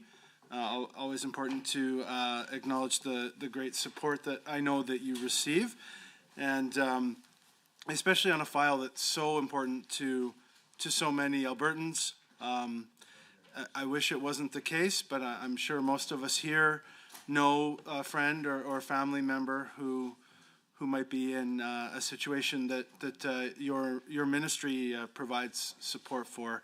And I know when I talk to my community, they're very thankful that you and your team are putting in this effort to provide those services. So thank you once again. Through the chair, I would like to start by asking a couple questions on mental health review panels. So I see in line 4.2 of the 25-26 Government Estimates General Revenue Fund document that there actually is no change to the budget for mental health review panels, despite it appearing that they're taking on a larger role when it comes to system oversight. So through the chair, could you please share more insight into what is changing in the responsibility of the panel members? Well, thank you for the question, and I'm happy to address it. So just for context, Budget 2025 maintains more than $2 million for the mental health review panel, primarily for administrative expenses, travel costs, honorariums, etc., and business expenses. The mental health review panel rosters provincial adjudicative body responsible for delivering applications from people under the Mental Health Act to ensure rights of formal patients and Albertan subject community treatment orders are protected. So we're happy to make sure that this continues. It's an incredibly important part of the regime that we need to have within the Mental Health Act. Their work is critical for ensuring Albertans receive mental health services under the Act, including community treatment orders. In 2023-24, more than 3,600 hearing applications were made, which is typically a yearly volume. a typical yearly volume. And then the admissions are going to continue with canceled admissions or renewal certificates for patients detained in a designated facility where applications can be made to. If you had any other particular questions, I'm happy to answer them. Sure, thank you, Minister. And yeah, I have a follow-up through the chair. You did mention the Mental Health Act. So if you mind, how will the upcoming compassionate intervention legislation work with the Mental Health Act? So compassionate intervention legislation is not yet introduced. It's going to look different than the Mental Health Act. The Mental Health Act, unfortunately, is not fit for purpose. In some ways, it really does have a challenge at trying to address the complicated nature of concurrent addiction and mental health. As we heard from members opposite earlier, some of these complex cases create real challenges for the criteria for admission to the Mental Health Act. If there is a drug-induced psychosis that is present, they would not be able to be a part of the Mental Health Act under Form 1. We also want to make sure that the process is addressing the very complicated long-term treatment needed for many individuals within the Mental Health Act. So we see that the Mental Health Act has a lot of good initial pieces and frame for legislation, and it does address some crises within families. We also have Protecting Children Abusing Drugs Act, which is a parallel for children that is used as for children who are suffering from addiction. Tragically, it's incredibly common in the system today. And so between these two acts, they can be used as something of a precedent, both in terms of standards that need to be applied, danger to themselves or others, etc., but then also in terms of the recognition that sometimes mandatory treatment is a compassionate way to intervene for those struggling. And so the legislation, of course, needs to make sure that it's compliant with the expectations we have for transparency, with the expectations we have for high degree of protection for civil liberties, and what we bring forward will be compliant both with the Charter and the Alberta Bill of Rights. Well, thank you, Minister. I appreciate the information and sort of the ongoing work on that. I would like to switch topics to treatment spaces. So we've heard from you a little bit on this, and the members opposite were asking some good questions on treatment spaces, and you know what, I think that's just because we can all see the incredible importance that they're going to play in your ministry, and that they play already and moving forward. And so I'd like to reference maybe a specific outcome 3 on page 123 of the ministry's business plan. This outlines the importance of community, and specifically that Alberta's communities are engaged and have the capacity and resources to support families and help individuals build recovery capital and lead satisfying, hopeful, and contributing lives. And treatment spaces are an important part in the recovery process. So through the chair, I would like to ask for a bit more clarity on this aspect of the ministry's business plan in 26. And my first question, just a, sort of a confirmation. So you've already touched that the number of treatment spaces has increased. So can the minister confirm that the funding for future spaces is covered under community treatment and recovery services on line item 5.3, located on page 165 of the ministry's business plan? Happily. That is the case under 5.3 operating expense, and then also under line 5.3 for capital grants within Alberta Infrastructure. Estimates for capital investment is where you'll find those funds continuing. And we're incredibly proud and happy to see this go forward in this budget. It's been a long road to get to the point where we are able to not just where we're in line with the interest Albertans have, which is increased capacity for addiction treatment. We don't want to see individuals who are suffering from addiction not have recourse to recovery. I believe deeply that every single Albertan has a right to recovery, and that our recovery is not only possible, that is probable if we build the capacity within our system. Great, no, I appreciate that, Minister, and I have a few follow-ups just to drill down maybe a little bit more. So through the chair, do you have a breakdown of what the bed types would look like? Yes, I do. One moment, I just want to get that. So currently, we've increased the total capacity. Recovery communities sit at 93% bed occupancy rate, while addiction treatment is around 90% utilization rate. Occupancy rates in February 25 withdrawal service beds within Recovery Alberta. Sit at 73%, contracted beds 84%, occupancy rates in February, nearly 90% for both Recovery Alberta and contracted providers. So detox, about 140 beds and about 7,700 spaces. Recovery, including pre-treatment, about 350 beds and more than 1,900 spaces. And residential treatment, about 130 beds and about 820 spaces per annum. So that gives you both utilization rate and total breakdown.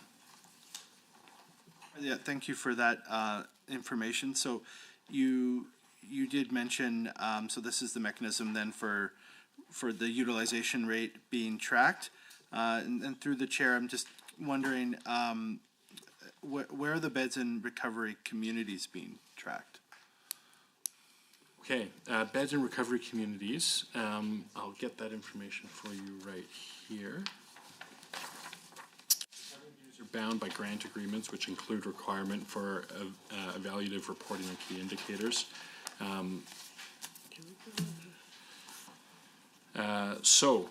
Red Deer Recovery Community, 128 clients admitted in 2024. Lethbridge Recovery Communities, 92 clients in 2024. And Lakeview Recovery Community, 97 clients admitted since July 2024 for each of those. And then the data, of course, shows for each of them, 64 successful completions in Red Deer, 86 successful completions in Lethbridge, and Lakeview has 34 as it was the most recent opened. I can go in more in those outcomes if you want, or is that breakdown sufficient? That was asked before. Oh, yeah, sure, please. Okay, well, I'll address just one question surrounding the TLUs then, because that was asked earlier, and I think that's something that is connected to these as well. So therapeutic living units is a collaboration between myself and Minister Ellis, the Deputy Premier, Minister of Public Safety and Emergency Services, where we have multiple units in correctional facilities that are working as recovery communities effectively, therapeutic recovery communities, with individuals within the correctional facility that are looking to have a path towards recovery. And so the government's committed $12 million in this budget to continue operating 5 transitional services across Alberta that are TLUs. No, thank you, and I haven't had the chance personally, but some of my colleagues have gotten a chance to see the therapeutic units close and personal, and they've come away very impressed and sort of moved about that investment. So thank you for that information. I'm just going to ask one more question on treatment spaces. So through the chair, how are you anticipating compassionate intervention affecting the use of the existing spaces? So not only are we going to continue to fund through Recovery Alberta a number of treatment spaces across the province, detox spaces, and I'm hoping to continue to see that grow in those granting relationships over time as demand continues to increase, sadly. We're also going to have all 11 of the recovery communities online before we see a fully operational compassionate intervention, plus the 300 treatment spaces that we'll see in secure treatment between the 2 facilities, and whatever we can still continue managing from an operational perspective from the 50 northern and 50 southern. So when you add that all together for episodic treatment for a year, you're looking at potentially thousands of treatment spaces per year that are added totally to the system. And so we expect to see, sadly, continued demand for addiction treatment. When we look at youth across the province and we see the increase in the rates of addiction, Sadly, cannabis and alcohol are by far the highest used substances for youth, with tragic and devastating outcomes. We continue to work and we see decreases around overdose deaths, especially opioids, et cetera, but that doesn't change the fact that we continue to see more and more supply of opioids across our province. A lot of that was increased in part due to the work done by the federal government under Mr. Trudeau and the BC NDP by the recommendation of the Chief Medical Officer of Health, which massively increased supply of high-powered opioids. So when you add all these together, you end up in a spot where you see increased demand because when you have more supply without any kind of restriction on access, for example, if you have 100,000 hydromorphone pills distributed into your market, you will see more use. You will see more harm coming from it. And the reality is we'll see more addiction. So it's good we're reducing overdose deaths from opioids. It's good we virtually eliminated pharmaceutical opioid overdose deaths. But that doesn't change the fact we see the problem coming at us like a freight train, like every single Western jurisdiction concerned with it. So the sad reality is that this build-out is absolutely necessary. And I hope to goodness it suffices. But we have critics on all sides, not just members of the opposition. We have the media and a number of others that continue to try and say we ought not build out capacity for recovery, that we should instead use this precious few dollars for drug consumption sites, for unsafe supply, or name your radical policy of choice that they happen to be advocating for that week. That has been absolutely discredited because every jurisdiction in the world has looked at Canada and looked at these policies and said, no, thank you, not here. We'll let them continue to facilitate more addiction, but I'd rather save our young citizens in these other countries. Alberta is rejecting that, and so we need that capacity to be able to provide addiction treatment space. So yes, there will continue to be demand, but that demand needs to be met with a very forceful spend, which this budget is doing. Great. No, thank you, Minister. I appreciate that. I certainly know my constituents would agree with your perspectives. Madam Chair, I would like to cede the remainder of my time to my colleague, MLA Singh. Member Singh, I'm checking in with you to see if you'd like blocked or shared time with the minister. Thank you, Madam Chair. I would like to go back and forth with the minister. If it's okay with the minister. So thank you, Minister. Thank you for being with us today, including your ministry officials. I appreciate all the works you are doing, particularly in leading the implementation of Alberta's recovery-oriented system of care for mental health and addiction. And through Chair, my questions are on the Indigenous supports, and I see under Outcome 3 on page number 123 of the business plan document, it references initiatives to support Indigenous addiction and mental health care. Specifically, key objective 3.3 outlines the need to partner with First Nations, Métis, and Inuit communities to continue developing a comprehensive continuum of culturally relevant mental health and addiction services to support Indigenous people in Alberta. And would the minister tell me how much funding is in the budget for mental health and addiction supports specifically for Indigenous people? And is this more or less than in the previous years? Thank you for the question. Approximately $2.3 million increase from 24-25 to address priority areas with Indigenous Albertans. We're committed to working with our Indigenous communities to find solutions. Budget 25 invests $65 million in capital funding to build 5 recovery communities in partnership with Enoch, with Tsuut'ina, Siksika, Blood Tribe, and of course the Métis Nation within Alberta. And approximately $6.9 million in 2026 will support community bed-based mental health and addiction programs that are culturally safe, that meet the needs of Indigenous people. I'll add a point here to say that I had the most remarkable interaction with a counselor from Siksika Nation, who's somebody who told me in that interaction that he'd be dead today if he didn't have recovery, that he would be absolutely 100% guaranteed not alive if he didn't have recovery. And for him, that idea of Indigenous culture and his personal spirituality played an intrinsic part to saving his life. When someone is in the midst of an addiction, yes, there's a physical nature. It's physiological, of course addiction is. It's a disease, as members have mentioned here today. But it's silly to reduce that disease purely to material questions. There is, not to be too dramatic about it, but a spiritual and metaphysical question that individuals need to be able to address as well. And if somebody is suffering from trauma, and God forbid it's serious sexual or physical violence, if someone's suffering from intergenerational trauma, you cannot expect them to simply heal from a detox. And even with the very strong work of multiple months of addiction treatment at a recovery community, you still need to allow that person to have the sense of their human quality returned to them, because addiction deprives individuals of their humanity, and it's devastating for them. So I'm proud that we have worked so closely to partner in a proposition, not an imposition, with Indigenous communities, which has not always historically been the case, unfortunately. And this work of those recovery communities is a physical and a monetary manifestation of truly healing work that they are doing in partnership and with their providers and also with the people of Alberta through this government. Thanks for the answer, Minister. And as I recall, one of the first recovery committees to be announced was the Blood Type Recovery Committee. When is this recovery committee set to open, and what factors are behind any potential delays? Okay.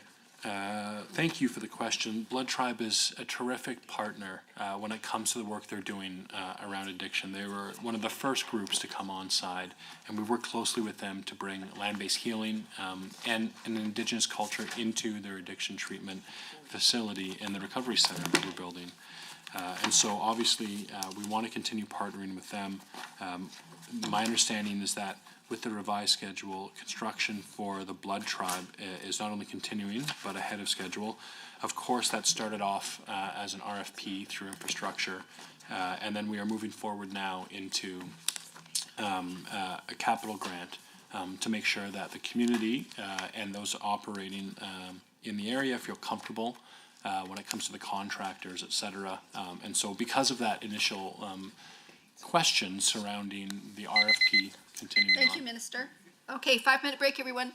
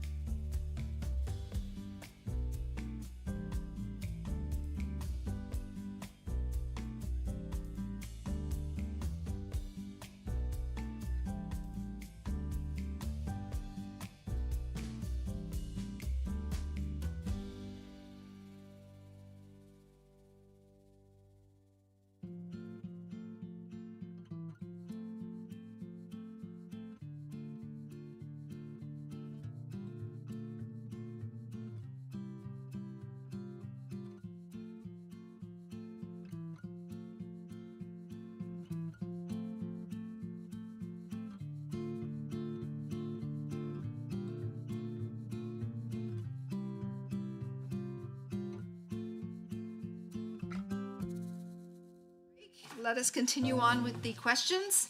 I will start again with the members of the official opposition. Please proceed. Well, thank you very much. Forgot to ask whether you wanted to share your time or have block time. Certainly, I would be happy to share time with the minister if he has the courage to do so. Minister, what's your preference? I'm going to go with block time, just to prove a point. Please proceed, member. Thank you. So I have some questions then for the minister through you, Chair, regarding therapeutic living units. So in the 23-24 annual report, the most recent annual report available, it confirms that the government spent $12.5 million to establish TLU spaces in Alberta's correctional facilities. The first opened at the Red Deer Remand Centre in July 23, second in Lethbridge in 23, October 23, February 24, a third at the Fort Saskatchewan Correctional Centre. It says since opening and through March 31st, 24, nearly 87% of available TLU spaces have been occupied. A total of 14 individuals have completed in-custody programming. So page 138 of the business plan notes that the target utilization rate is 73% for 2025 for TLUs. Could the minister clarify what does available spaces actually mean in the context of TLUs?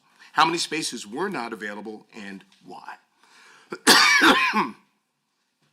Did taxpayers pay Ross Solutions Group and their subsidiary organization Becarian Correctional Care for services to the unavailable spaces? We do know from discussions that have come forward in the allegations towards AHS that there are allegations of surgical facilities being paid for services they did not in fact provide. Can the minister clarify if contracts in this case also paid for services that were not provided for unavailable spaces? Secondly, the ministry business plan has very few performance metrics. There are only 5.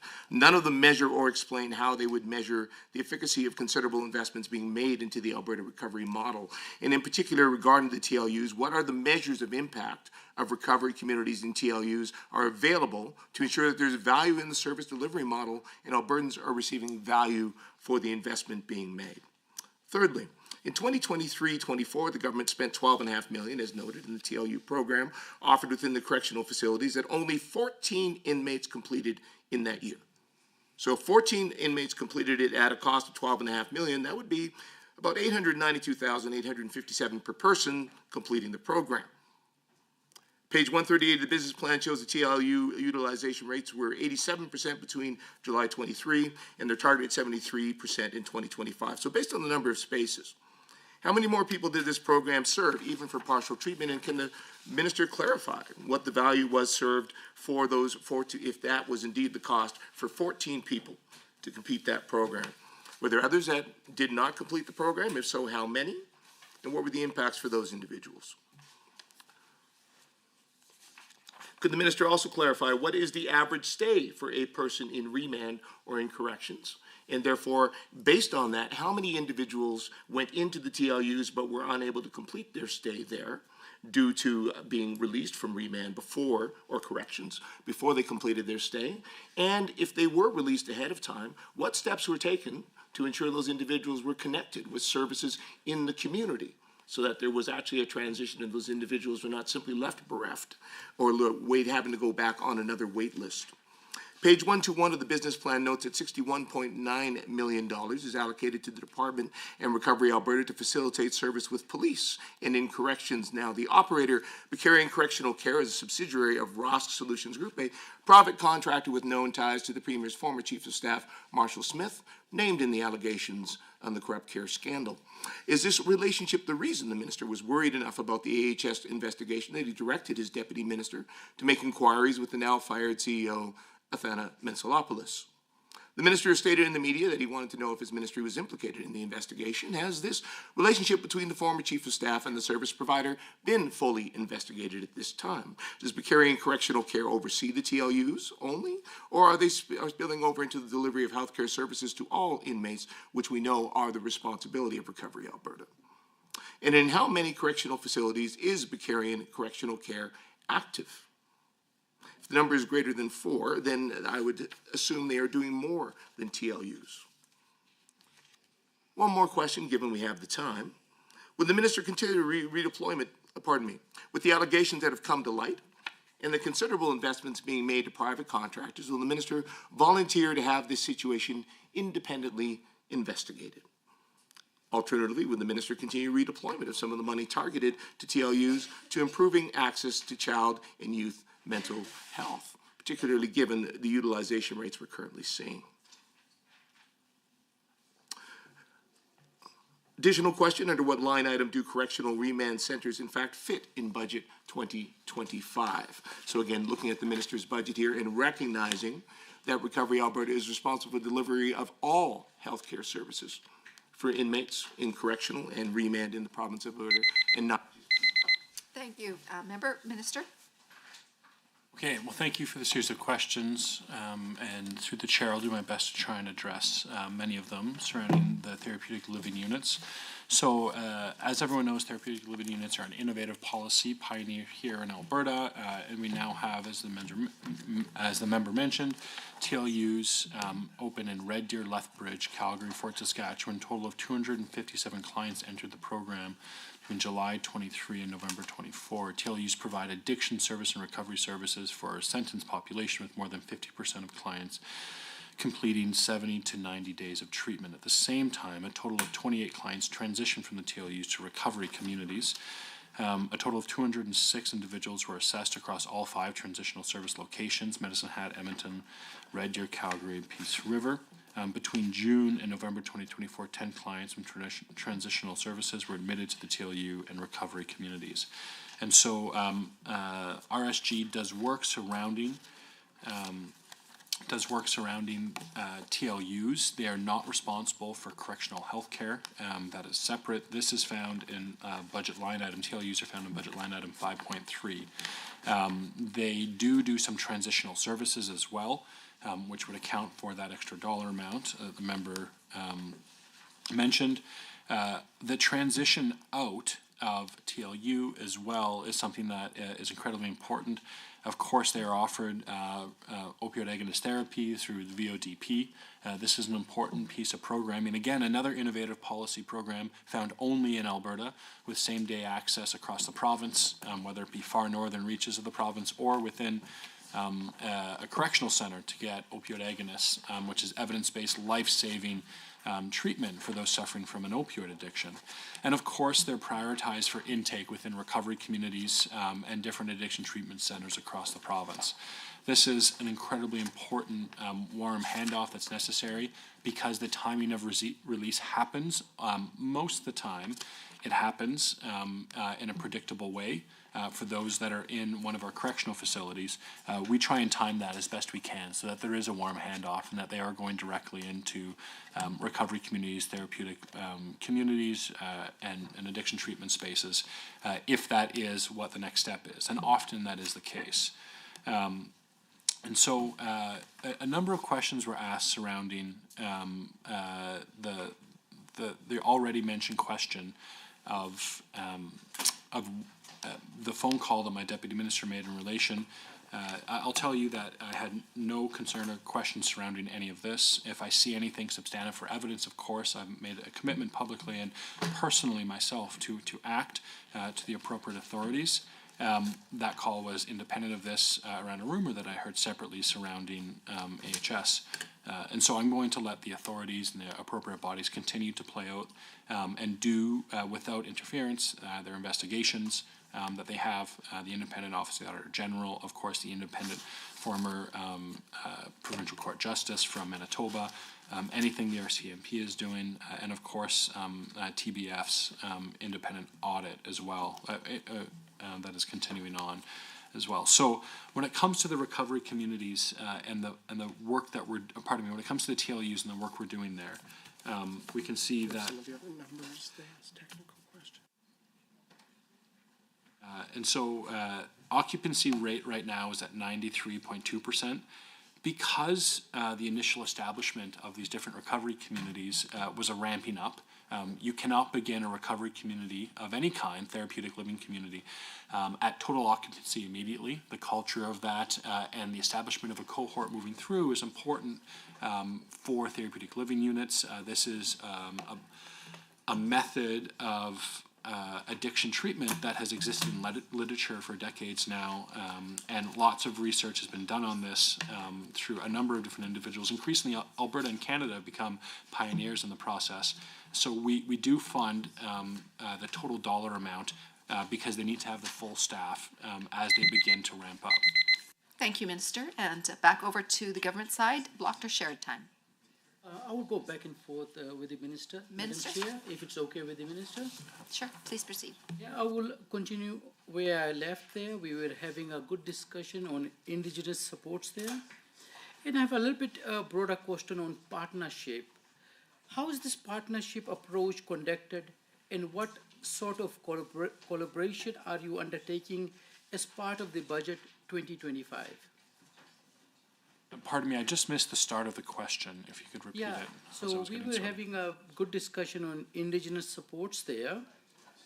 And I have a broader question on partnerships there. Right. How is this partnership approach conducted?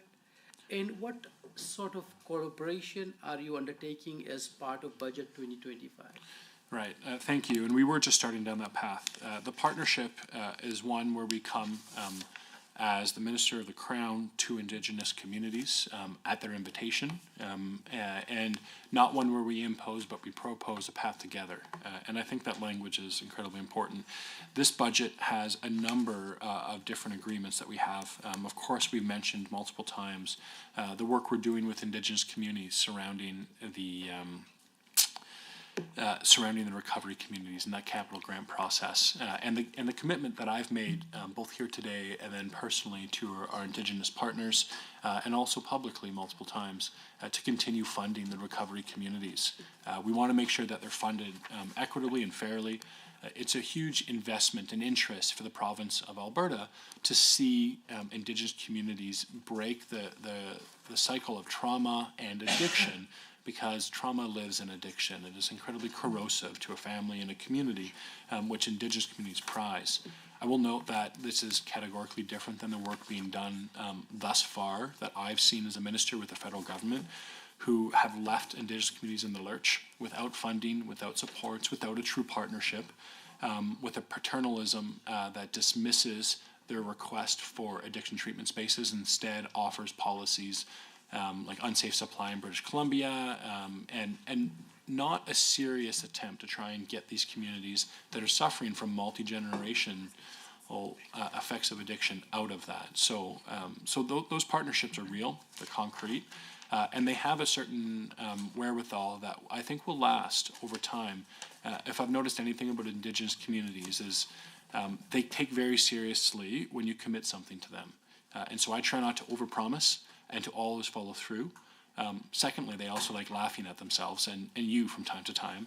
So I find between those two things, being honest and straightforward and forthright with them on one side, but then also willing to have a little self-deprecating humor at mine or the government's expense is always helpful. So that's been my approach, and I can't say for sure whether or not it's appreciated, but so far I believe it has been. Thank you, Minister, for the answer. Let's switch the discussion a bit here. And our discussion will be on children and youth, very important here. Another specific population we are all concerned about is children and youth. And I see in outcome 3 on page 1 to 3 of the business plan highlights an importance of community.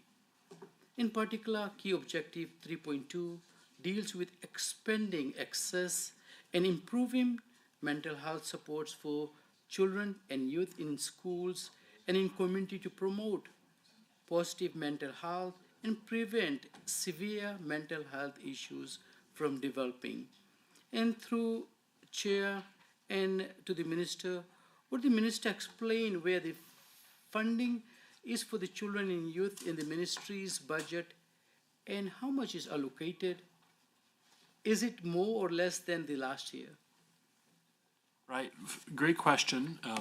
Funding's maintained from last year to this year when it comes to that line item. Estimates in line 5.2 and 3 address this. So it's $74 million in operating funds for a combined from Department and Recovery Alberta to deliver community-based mental health services for children and to youth to address mental health issues early and build resiliency to support recovery and healthy development. I can tell you within my own constituency there are a number of programs that are funded through this. I happily can say Recovery Alberta was continuing to fund this even before I was agreed to fund this before I was the minister.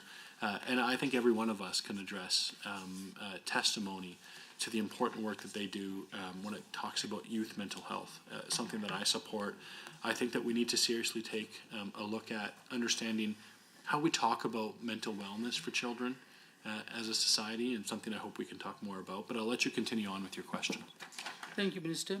And can the Minister please tell us how this money will make a difference for kids?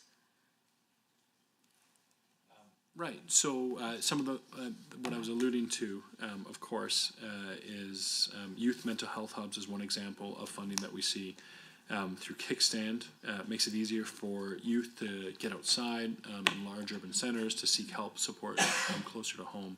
And so that's $13.6 million over 3 years in 2023, 2024, and then 2025 to 2026 to continue to implement Kickstand youth mental health hubs all across the province. These are fully integrated centers with a single point of access for youth, and in a broad sense, 11 to 25 years old, with a range of different recovery-oriented supports, mental health and addiction services, primary care health, amongst others.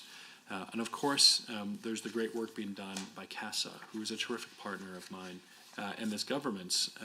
They work particularly in partnership with implementing 60 different mental health classrooms across the province. So these are classrooms where integrated into the school system, and my goal is to have every single geographic area of the province covered from a mental health classroom with the 60 that allows the sort of missing middle for supports. This isn't a student that needs to leave their education, nor would we want them to. One that doesn't need to leave their community for very intensive supports. But they're perhaps disrupting their own education and others' education because of the challenges they're facing. They need teachers at a lower ratio so that they can have more one-on-one help. They need psychiatric nurses, access to psychiatrists, psychologists, and therapy, and a catered program that says that you don't have to give up on your education and you can continue. And the goal is to bring them from that dedicated classroom back into the regular classroom and integrate again into the wider community productively in their school community, and then also have the differences at home take effect as well, because so much of a young individual's life is lived in the school these days. So we should provide those intense wraparound services where and when we can. So that's $70 million over 3 years, and about $30 million of that that funding is in this budget, and so more than 1,300 students will be served in a single year through CASA mental health classrooms. And as of February 25, 20 classrooms are currently operational. So we're about a third of the way there in terms of the scope, the geographic coverage, and my goal is to make sure every single community across the province gets access to this care. Thank you, Minister, for the answer. And can the Minister please speak more to key objective 3.2 on page 123 of the business plan as it relates to supports for children and youth in schools through budget 2025? Right. Thank you for the question. Of course, that piece around CASA applies very much here. And so I should note they also have CASA houses that aren't the collaborations with the school divisions, of course, but they are not that missing middle. They're a more intense service. If a family needs to have full wraparound, maybe even they're relocating. We have one in Edmonton. We're building one in Southern Alberta, one in Calgary, one in Fort McMurray. We want to make sure that these more intensive services are available to anyone across the province, but also we're going to strategically place them across the province. On top of that, we have ISSP, which is the Integrated School Support Program, which provides prevention and early intervention supports, including access to mental health professionals to enhance mental well-being. So it's offered in 31 schools across the province with plans to expand to 50 by the end of 2025. And of course, we have funding in this budget to continue that. I should also note Heroes is an incredibly terrific piece of programming that we bring into schools. We support. It's an independent not-for-profit that does the work with a terrific track record. It's a social emotional prevention program specifically designed for students from 11 to 14. So in that really critical age of making sure that they're getting the tools they need for their mental wellness to build resilience by focusing on personal strength rather than deficits. They tell stories and they live this sort of articulation of what it would be like as this hero to go through and help others and live in a way that balances their needs for their mental wellness, but also identify peers and friends that are struggling. $1.5 million is provided over 3 years to support facilitators and training heroes in 50 schools across 31 communities. Of course, I want to continue that. Thank you, Minister. Back over to the official opposition. Shared or block time? I'd share time if the minister would have me. Minister? I think I'll go with block time again, unfortunately. Please proceed. Okay. Thought it was worth a try. I'd just like to follow up on my colleagues' questions in regards to therapeutic living units. I've got a few more questions before I move on to some of the remaining ones in regards to the other documents. So as it was kind of briefly mentioned, Recovery Alberta is now responsible for all healthcare service delivery within corrections. So that's to 3,500 inmates in 10 provincial correctional facilities, according to the business plan for mental health and addiction. So there's 10 correctional facilities here. Does that include remand centers? Through the chair to the minister. I ask particularly in regards to the remand centers because very sadly, 6 individuals in 2024 passed away at the Edmonton Remand Center. One very tragically was a homicide very close to Christmas that we have yet to actually see the fatality inquiry. And so to the minister, through the chair to the minister, what is he doing to expedite the fatality inquiries to really better understand what's been happening at Edmonton Remand Center so that the ministry can do their part, Recovery Alberta can do their part to keep people safe and well while they're actually in corrections. I'd also like to have a little bit more information. I think that there was an interesting indication here that the ministry is Recovery Alberta is particularly committed to the idea of the warm handoff, in which case there should be an abundance of data. If we can in fact verify that there is a warm handoff, there should be plenty of data in regards to the referrals to recovery communities, how successful those referrals are, how long an individual had to wait to actually access a recovery community. Of the 50% who didn't complete a course of treatment through the therapeutic living unit, how many were as a result of early discharge, and how many were simply, unfortunately, not successful in maintaining sobriety or in kind of maintaining their path to recovery.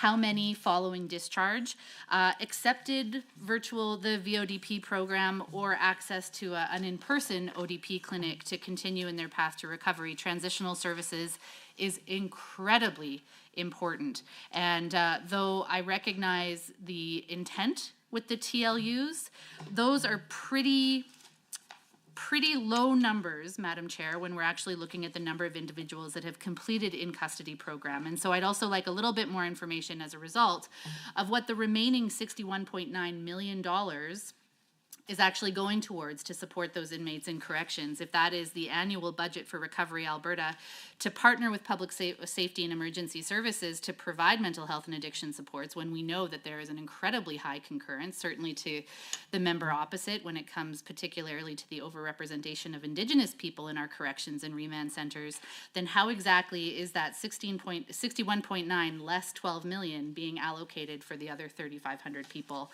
within those centers, knowing that they may only be there for a week and very likely less than a month, as data shows. And so I'm hoping we can get a little bit more information on the therapeutic living units in that regard. I'd also like to ask a very pointed question, and then I will let this go, because as the minister has said, Madam Chair, that global wait times are very challenging across a number of different facilities and service providers across mental health and addiction and recovery Alberta, I'll ask only a very specific question about what I have heard in my capacity in regards to wait times and families feeling incredibly frustrated that they cannot get access to care for their loved ones. And that concern is around Red Deer, as I've already alluded to, again, anecdotal. But I reckon I would certainly trust that the minister has had similar anecdotal feedback from Albertans, given the investments of $1.7 billion into mental health and addiction with recovery at its core. Can the minister confirm that he too has heard of wait times of 4 to 6 months to act for men and 9 to 12 months of wait times to access the Red Deer recovery community? Red Deer was the first to open. They were the first facility to get all of their beds and all of their units online. And if that is the wait time, 6 months for men, 9 to 12 for women in Red Deer, then is it fair to extrapolate some of those wait times for the other recovery communities that are not yet at full capacity? What would be an acceptable wait time for the minister? Yes or no? Has he heard similar numbers?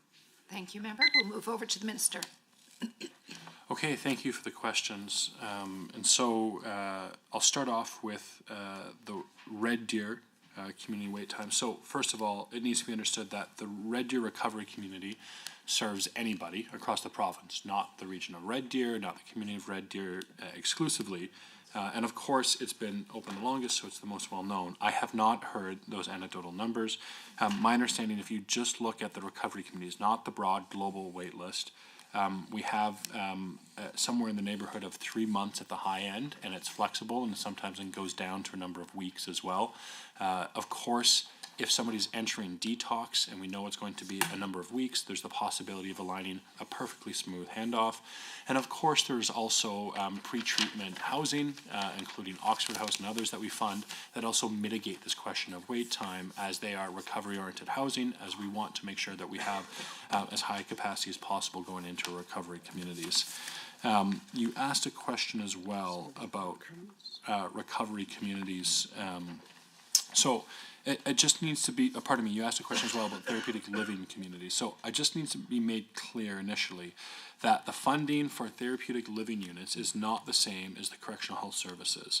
Yes, correctional health services does operate within remand centers as well, from my understanding, but those dollar amounts are separate. That 12.5 that's been mentioned a number of times from your colleague is not a part of the pot of funds that's responsible for the correctional health services.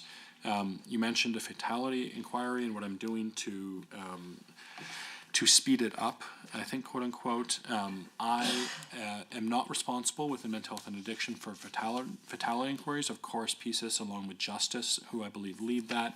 I would not want to interfere with the fatality inquiry. I'd want to make sure that it was run its course appropriately, and that the findings were made appropriately public in due course, and that if there's any learning that we need to have from it in terms of how we deliver correctional health services, we will provide that. As far as keeping people safe while in corrections, in a broad sense, of course, healthcare is a part to keeping people healthy, but I just want to be abundantly clear. I think some of those questions around keeping individuals safe within corrections are better suited to the minister who runs the facility itself.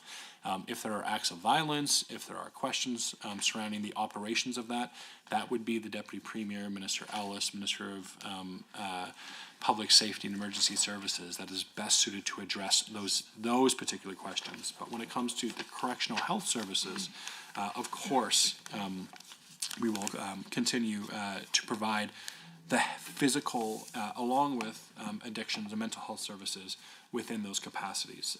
We really did do that very intentionally.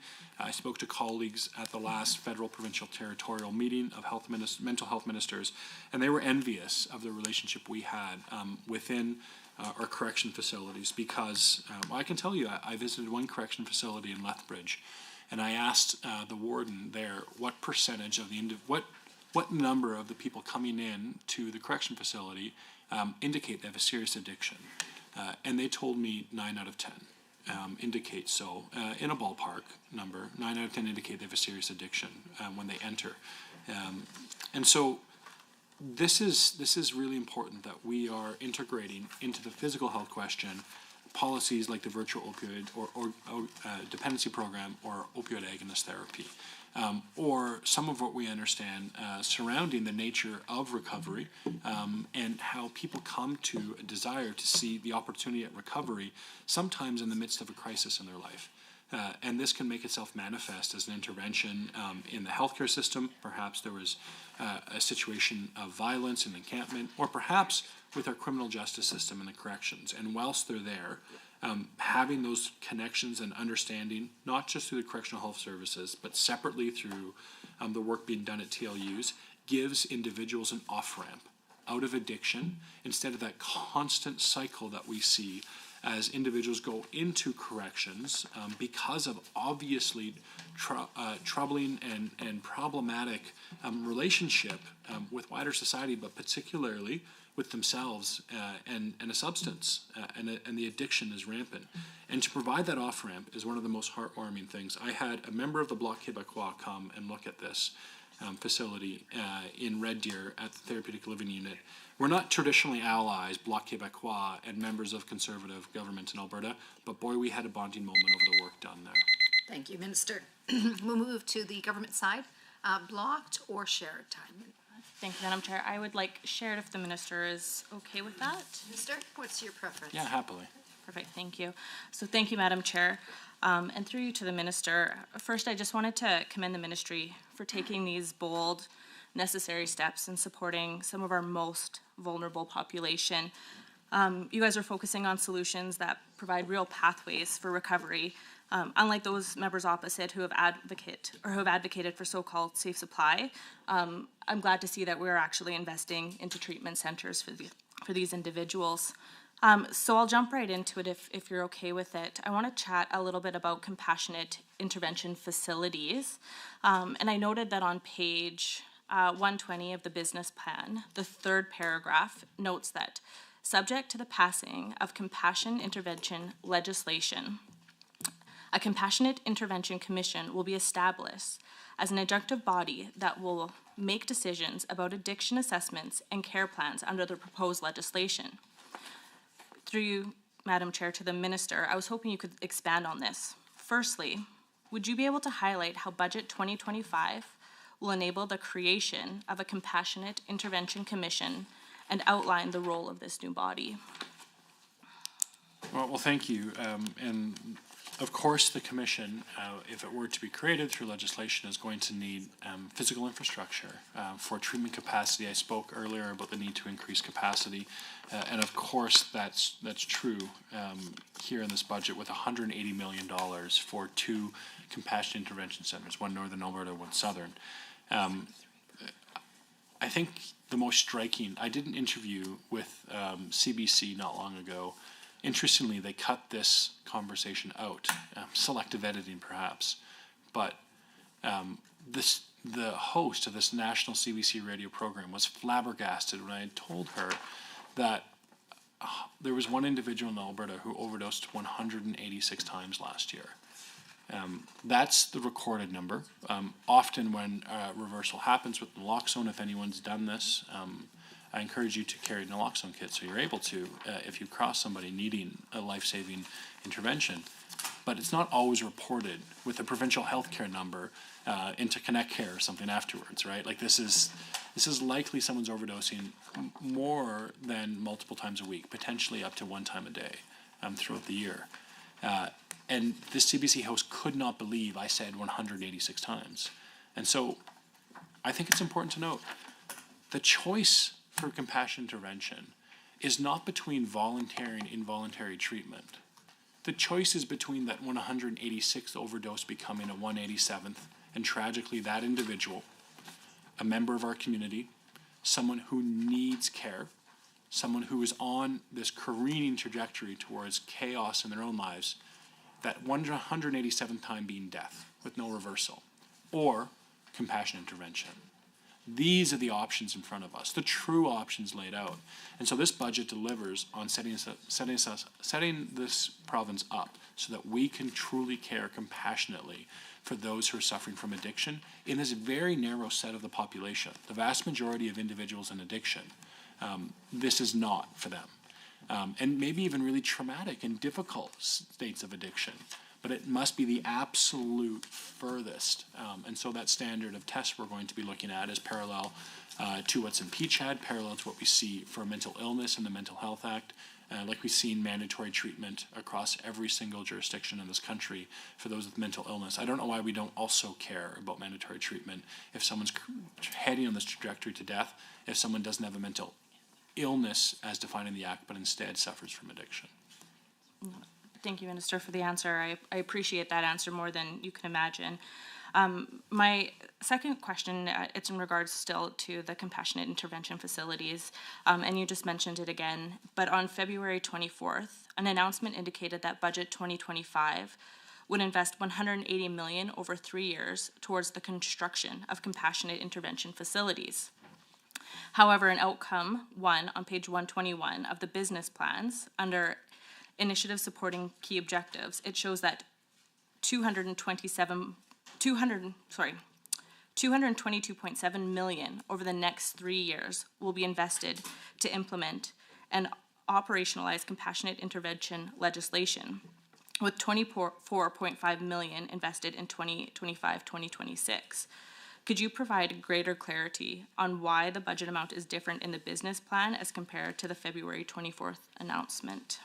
Sure, I think that this has been outlined a little bit earlier in the question. There are dollars that are going to be associated for operationalizing the compassionate intervention. That includes $27 million for the youth addiction facility, which will be included in that dollar amount, and also dollars surrounding the IT, that we need to have the different databases between justice and corrections and health and mental health and addictions and Recovery Alberta and AHS, et cetera, all able to integrate in this coherent way, so we can truly address this as what it is, which is a healthcare response. And I think that that is key as an approach. I sit here not as a Minister of Justice. I'm not, despite the mustache, I'm not a sheriff. I don't have a law enforcement background. I'm a Minister of Health, and I think that that approach is the right approach to understand that this is fundamentally a question of healthcare and dignity of that individual. And it's a strange statement that I have to make that this is controversial for ministers of mental health and addiction in the country of Canada. But healthcare should be healing and not harmful. It should bring people into a place of healthiness and not facilitate more addiction, which is unfortunately what other jurisdictions across Canada have done, including our federal government, including British Columbia. And so compassionate intervention is one tool in this. And when it comes to youth or adults, we want to make sure that tool is circumscribed appropriately and that it is practical in its application. And of course, I'm going to make sure that it's done in a way that is thoughtful for both civil liberties and the concern for the dignity of that individual, who is our responsibility collectively within the province, who is overdosing hundreds of times in a year. Thank you for that in-depth answer. I appreciate it.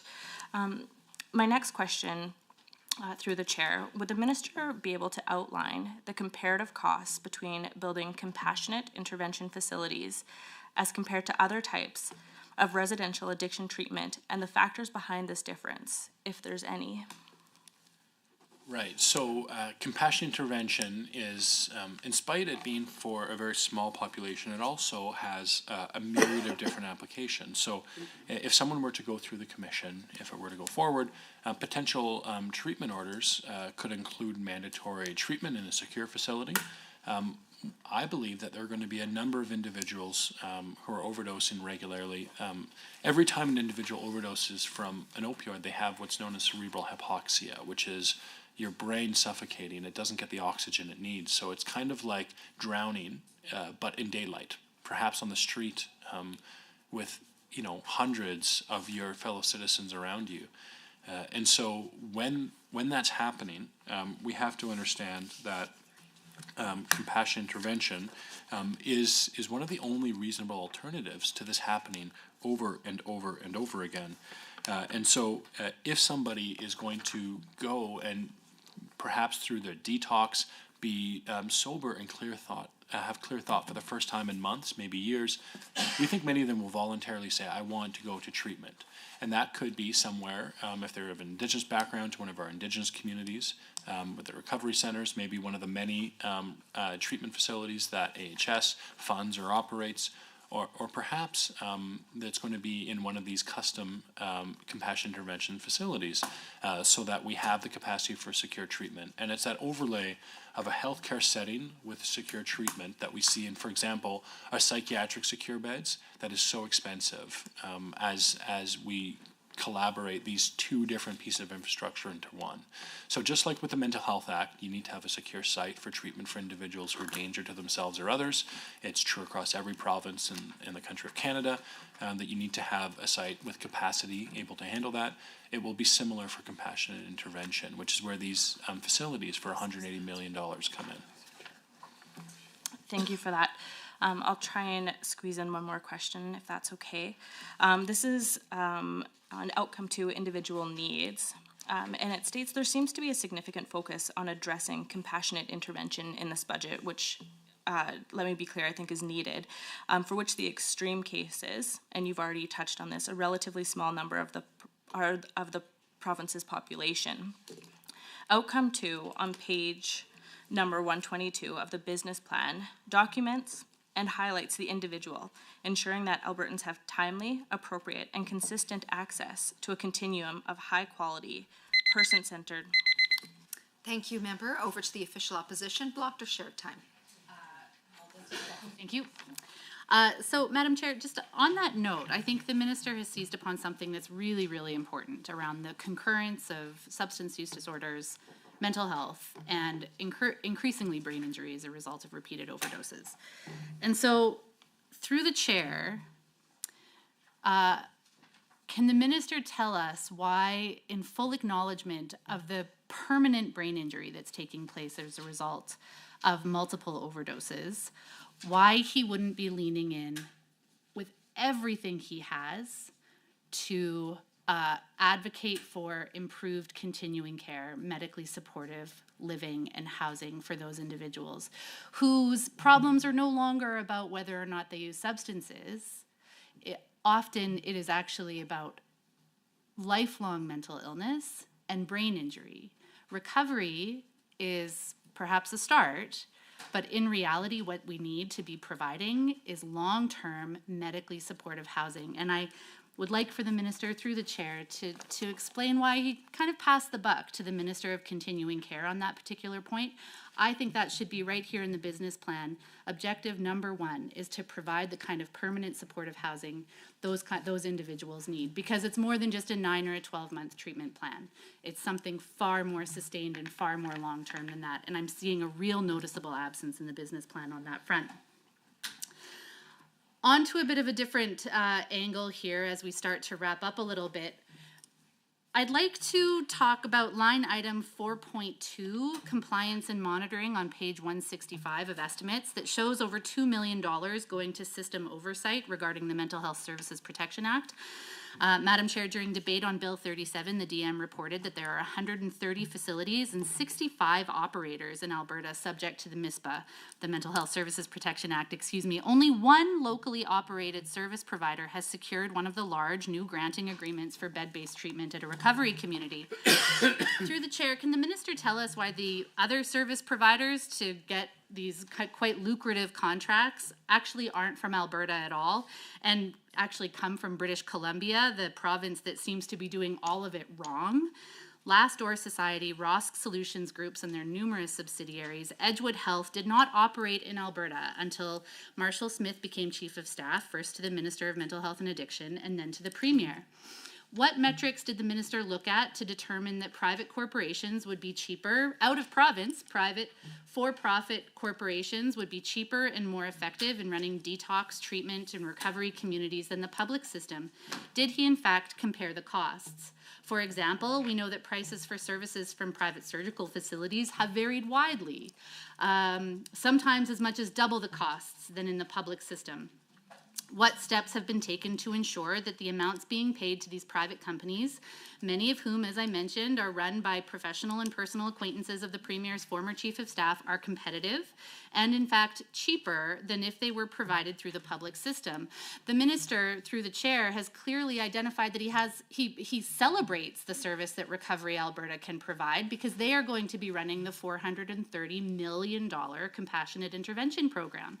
And so why would we then identify the private for-profit companies from out of province when we have a lot of really exceptional, talented organizations that have been operating here for many decades who can't seem to get any of those contracts? What was the performance matrix that was identified that secured those contracts for those out-of-province providers?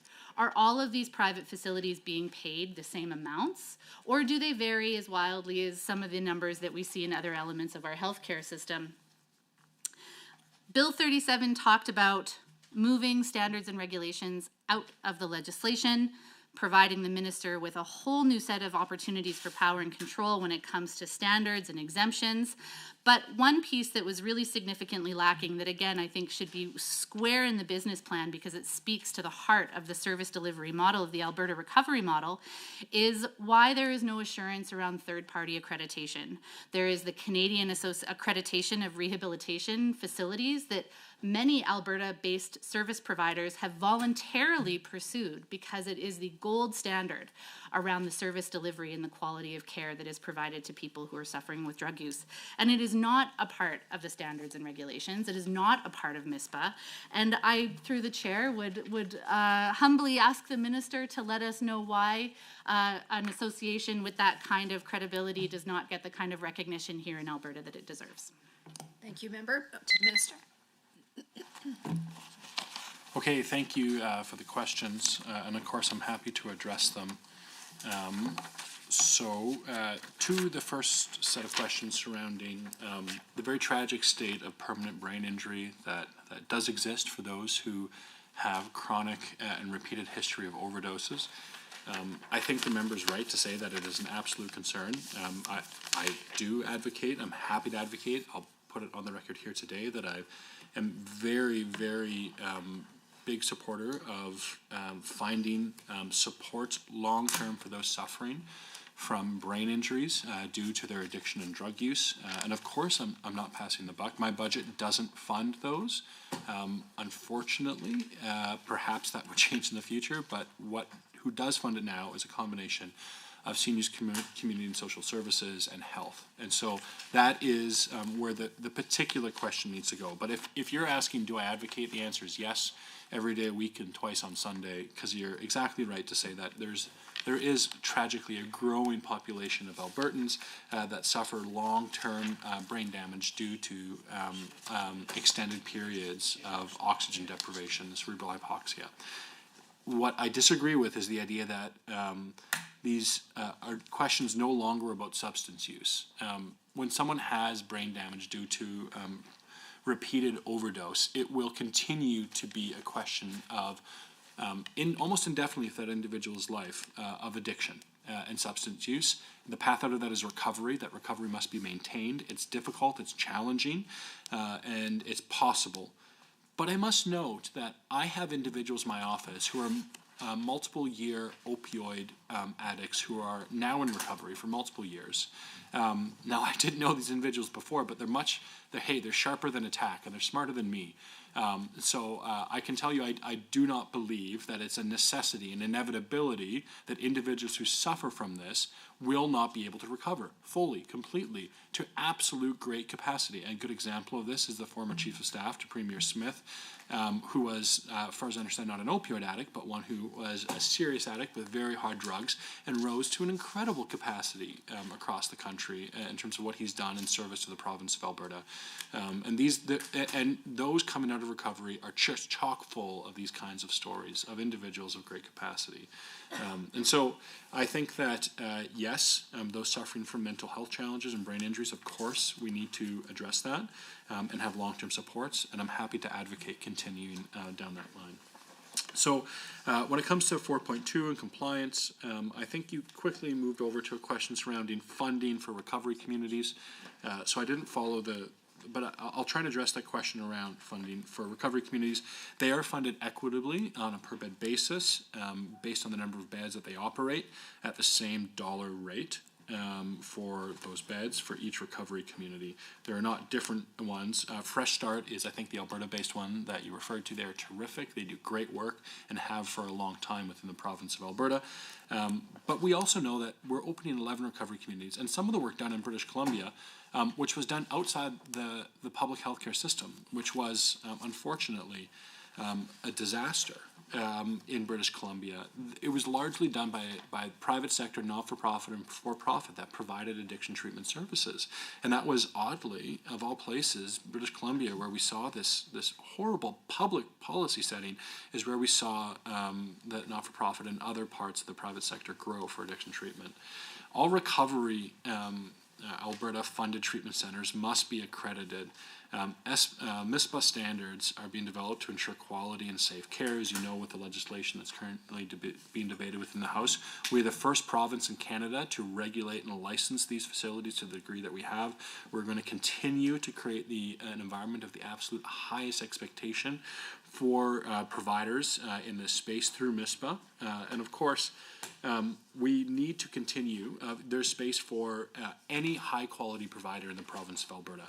I do not create treatment centers so that Albertans can have jobs. I create treatment centers and fund them so that Albertans can get access to care. That is my priority. That is my purpose.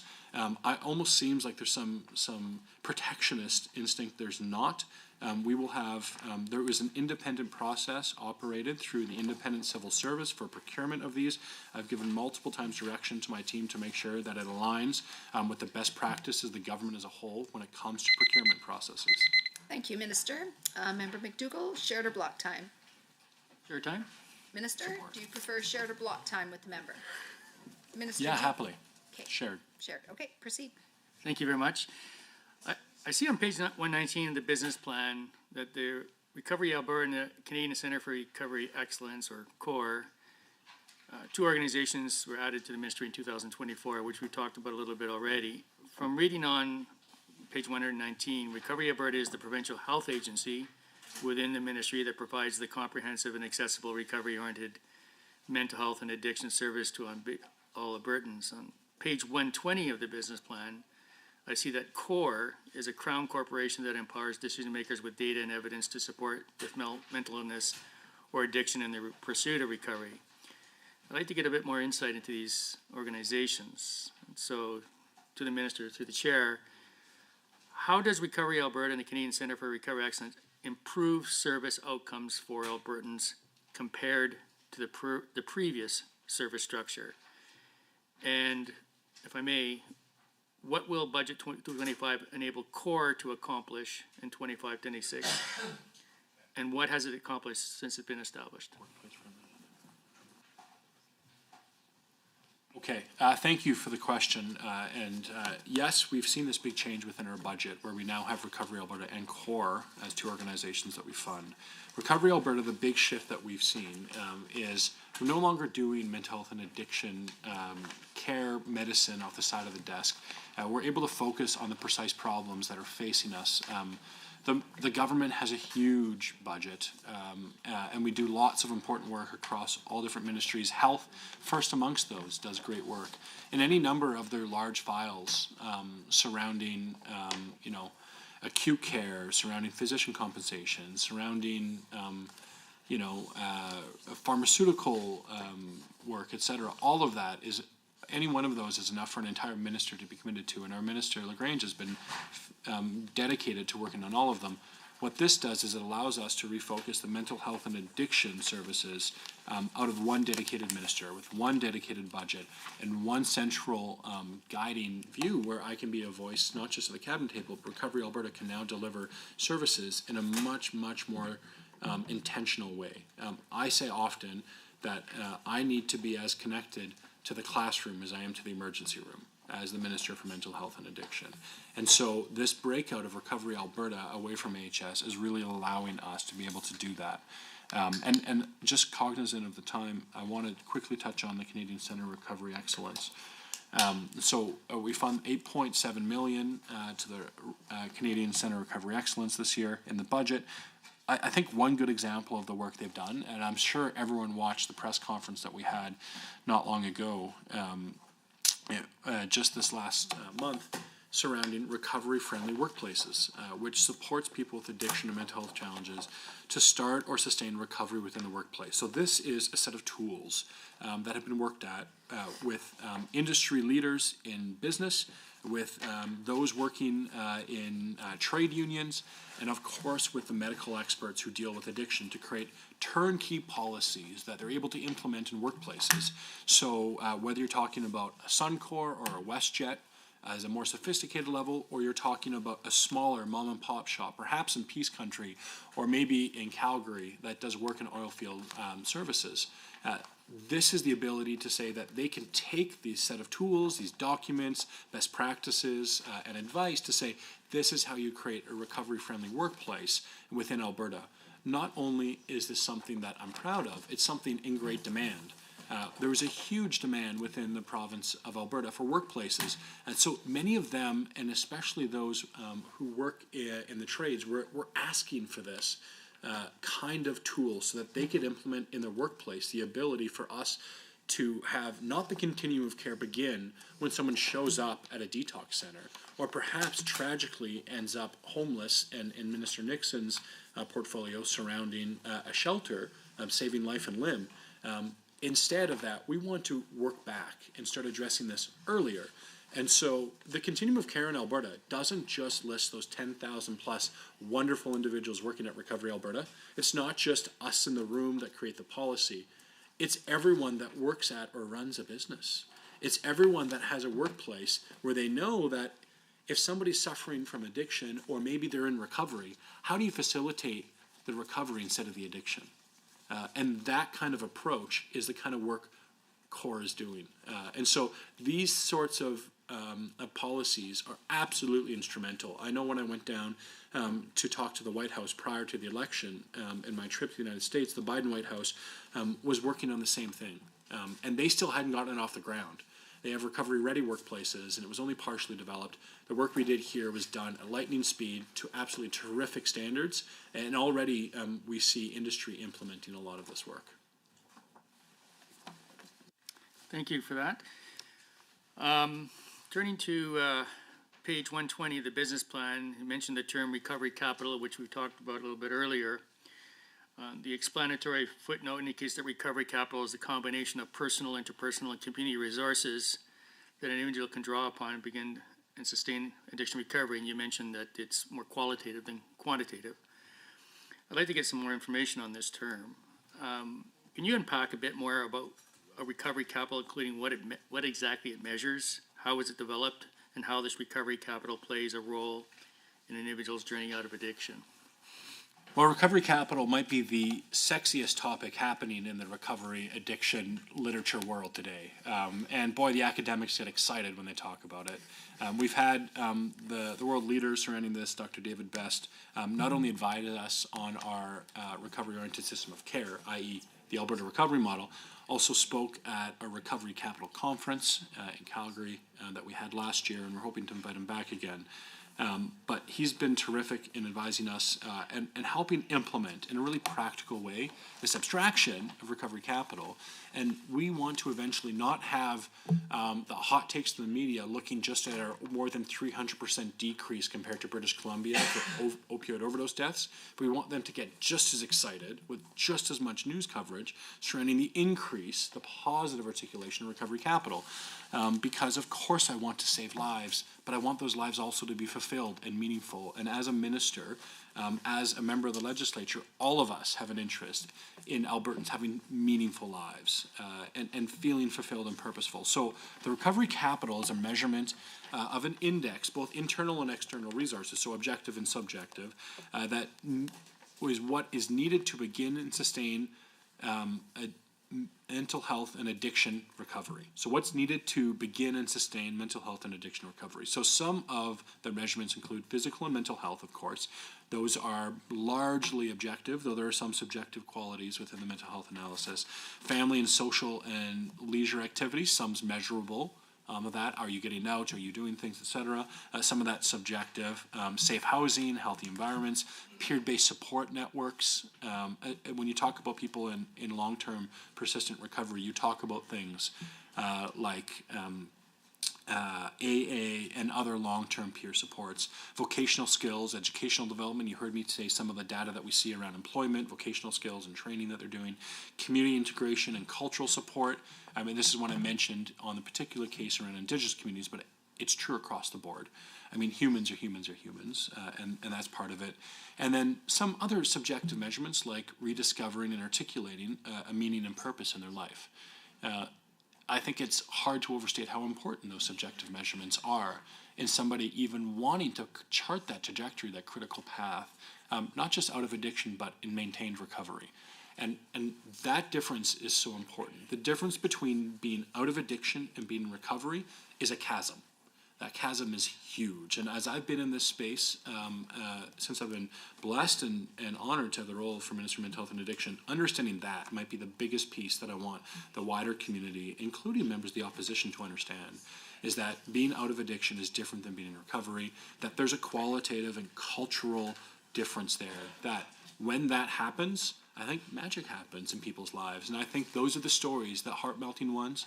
I had that short moment where I could reference that member of Parliament from the Bloc Québécois who was in tears visiting our therapeutic living community. And what he saw was an individual whose life was changed because he understood being free from drugs is not the same thing as being in recovery.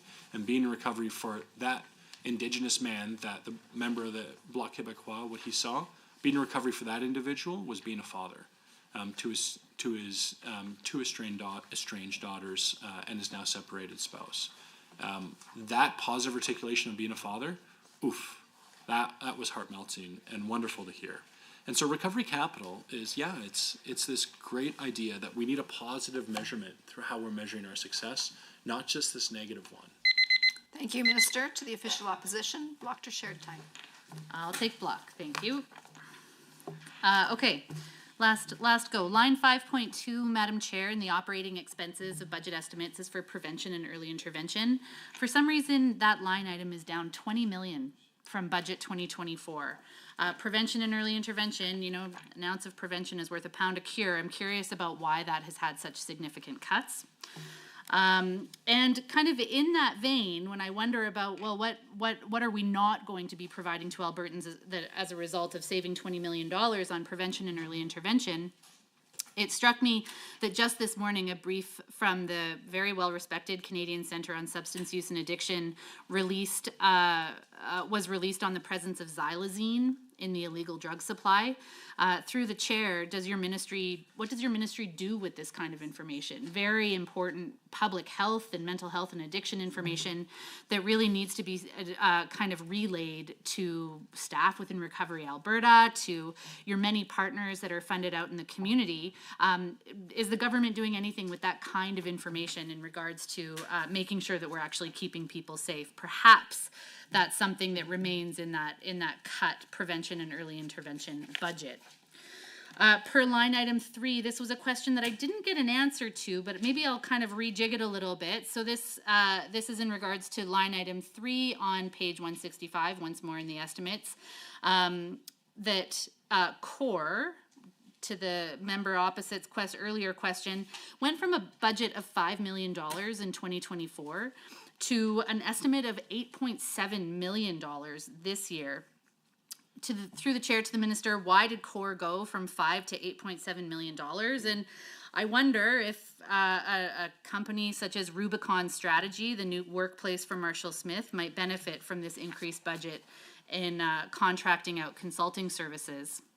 Line item 2.1 in budget 2025 estimates allocate $350 million to hospital and continuing care provided by Recovery Alberta. I'm hoping that the minister can break that down for me.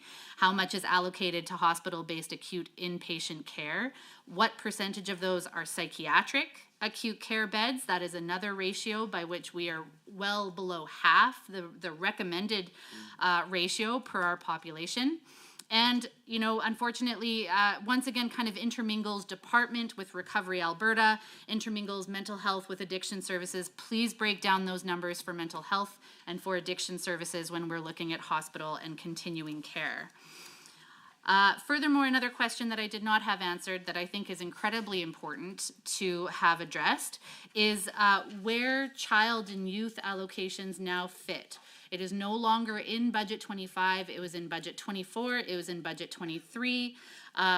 Where, in what category has that now been absorbed so that we can try to keep tabs on those very important services, very specialized and unique and important services that are being provided to children and youth. Per page 21 of the strategic plan 2025-28, quote, in 25-26, approximately $7 million is allocated to strengthen community-based mental health and addictions programs and services for Indigenous people in Alberta. To the minister through the chair, to what extent does the ministry distinguish between on-reserve and off-reserve organizations and initiatives? And to what extent is there coordination and, dare I say, collaboration with Ottawa when it comes to funding, appropriate allocation and funding envelopes to on-reserve so that there can be more resources and more funding available to Indigenous-facing organizations off-reserve that may not be eligible for the same kind of federal funding. For the ministry's operating expenses on page 165 of the estimates, is there a cost to the ministry for auditing services? We know that the minister holds the right to appoint an auditor for Recovery Alberta. This year they did appoint the Auditor General, but certainly in the future they may choose to appoint a third-party external auditor. What does that cost to the taxpayer, and where would that be included in the operating expense? And line item 2.5 of the budget is program and facility support. From the budget 24-25 to the forecast 24-25, program and facility support went up by $25 million. To the chair, through the chair to the minister, can he please explain why there was a $25 million overrun on program and facility support? Thank you. Honourable member, we'll move to the minister for his response. Okay, thank you for the questions. I will do my best to try and go through them. So first, there's a question on line item 5.2, prevention, early intervention. You asked what are Albertans not going to be provided because of that. Well, I can tell you inside prevention and early intervention is a category that used to be in the budget called services to reduce harm. And so we are continuing to fund much, but there are some changes within there, including Edmonton, for example, in the proposed Strathcona site is not going forward for a drug consumption site. This is due to the City of Edmonton that has decided not to give zone approval, and so the facility would not be providing any services because it won't be there to be funded if they can't get approval from the local municipality to that end. So there are some dollars there. And so there's also one-time reduction from 25 to 2024-2025 to 25-26 budget of $9 million one-time reduction to reflect project cash flows, which is fully reinstated in 26-27. So that also is not a cut, but continuing on with a reprofiling of those dollars. And of course, earlier in this year, the City Council of Red Deer asked through a motion to transition out of the drug consumption site services that are there and instead implement options focused on health, recovery, and wellness of the community members that were struggling. And so dollars were removed out of that pot of fund. But of course, we're funding a near perfect equivalency of $3.4 million in Red Deer, not in the prevention early intervention bucket, that will fund instead a mobile rapid access addiction medicine clinic operated by Recovery Alberta. We have dynamic overdose response team of paramedics, licensed practical nurses to monitor designated area around the Safe Harbor shelter and the facility to help those who are suffering with addiction, and of course reverse overdoses, provide healthcare to those.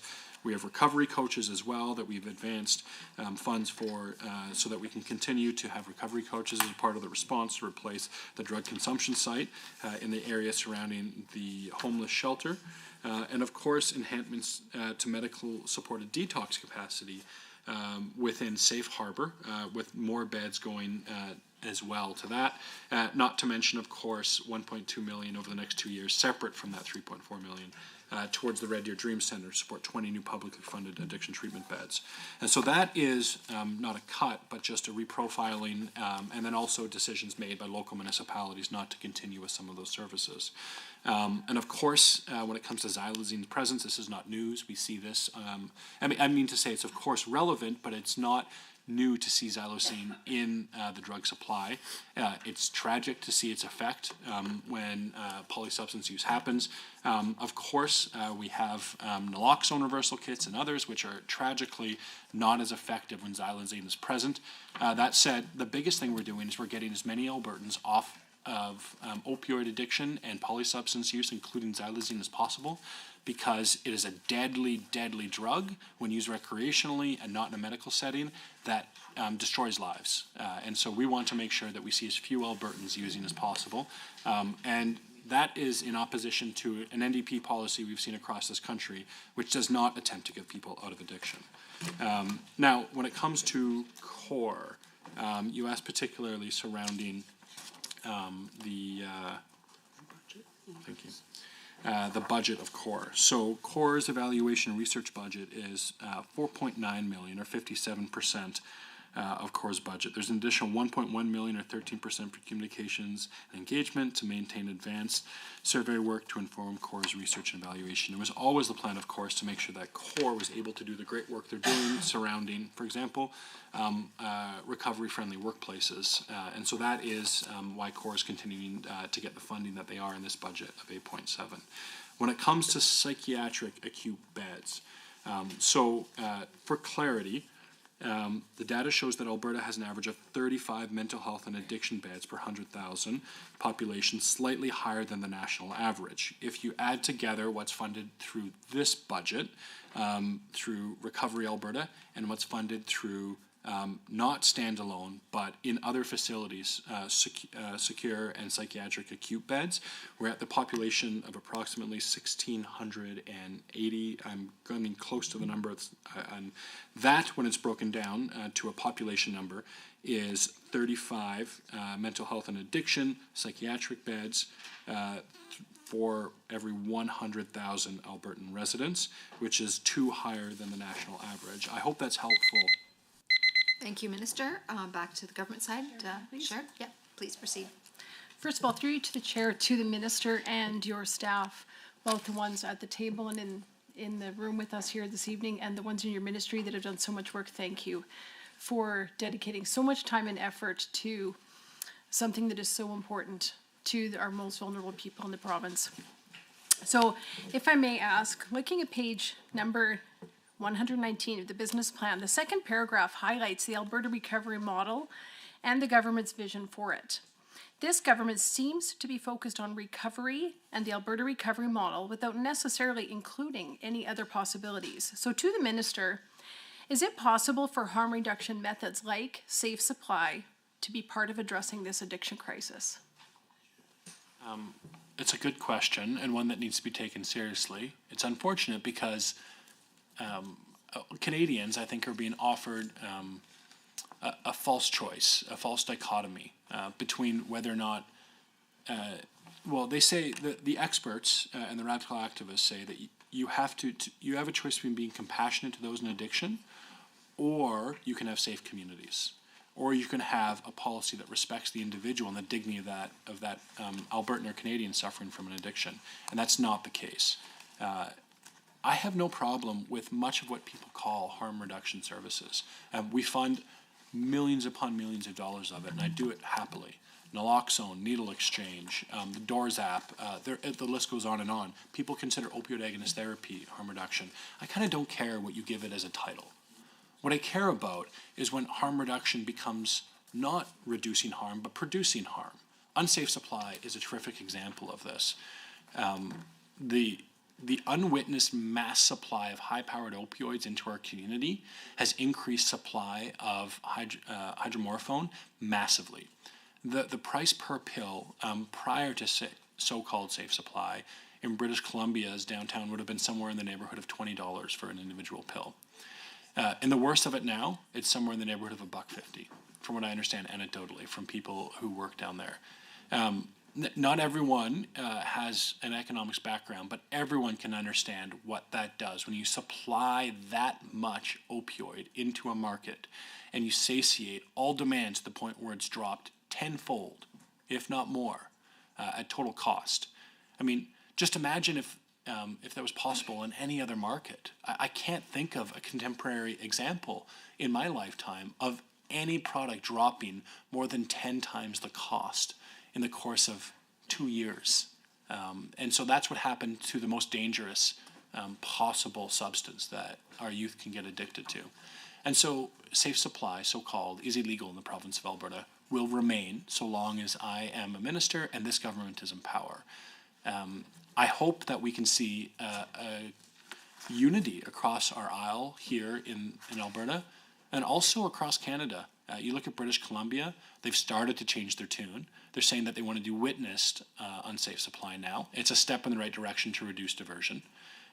You look at policies in Ontario where they're reversing their path towards drug consumption sites in every street corner and now putting in a licensing regime like we've had for years that says you must take consideration community if you're going to do this and create an actual onus and burden on the proponent of the project to justify to the community how they will be mitigating and balancing the concerns the community might have with any service they might provide. So it's incredibly important for me to articulate that the fundamental addiction anthropology, the assumption that the activists in, say, East Hastings who want to see more and more unsafe supply pushed onto our streets, the Bonnie Henrys of the world who think we should expand it not just to hydromorphone but to fentanyl, to cocaine, to methamphetamine and others. The opposition to that is fundamental because it's damaging. It's damaging to human lives. And in a worst case scenario, as we've seen, it ends human lives. And I think we have a moral obligation to speak truth to that kind of nonsense. What people intuitively know, what they recognize in grade school, that if you give drugs to people who are suffering from addiction, it will make the addiction worse and not better. That needs to be repeated to the adults on the radical side of the conversation. Thank you, through you, Chair, to the Minister, for the great insight and for speaking truth so boldly. If I may wrap up with our last question, likely for the night, I'm going to hand it to the Minister with this. Page 20 of the strategic plan document highlights Objective 2 of Priority 2 for the 25-26 budget.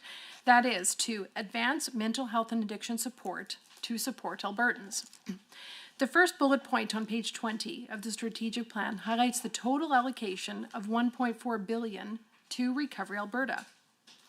So my question to the Minister is, out of this sum of money, what is the Minister's top priority to address in 2025-26, and what is the biggest challenge the Ministry expects to face in 25-26?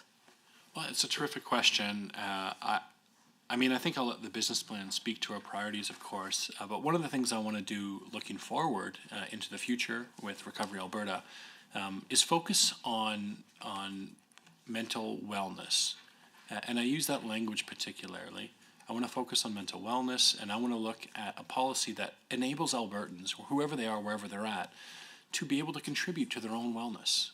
And so often, we end up in a spot where we don't use the greatest asset in front of us, and that's families, that's individuals' desire to be healthy, to be well, and that personal responsibility that individuals take on to say, I care about myself, my loved ones, my community, to have a good and balanced and resilient mental health. And so I think one of the things I'm most interested in doing is we've done terrific work on the addiction file. We must continue to do that. And it's been tragic. One of the things they say in addiction is you have to deal with the crocodile closest to the boat. I learned this from the many staff I have who are in recovery. And so the crocodile closest to the boat right now when it comes to addiction is the public crisis of our family members and friends that are so devastatingly affected by addiction, unmitigated, without opportunities at recovery in other provinces that we're building here. That needs to continue. And the charted path has a telos and a North Star that we're heading towards. When it comes to prevention for youth and mental wellness, I want to enable families and individuals to say, I have a responsibility too, that I can partner with these service providers. I can partner with not-for-profits. I can partner so that my mental wellness isn't the responsibility of someone else, but something I can contribute to and address today, right now. And I think that we have to have an adult serious conversation as a society about whether or not we're truly addressing mental health and this wellness question in a long-term way that's sustainable. I see the freight train of challenges coming at us, and I want to build a system that can actually address it for our youth and for the future. Thank you, Minister. I apologize for the interruption, but I must add, it is the committee that's the time allotted for consideration of the ministry's estimates has concluded. I'd like to remind committee members that we are scheduled to meet tomorrow, March 11th at 9 a.m. to consider the estimates for the Ministry of Education. Have a good evening, everyone.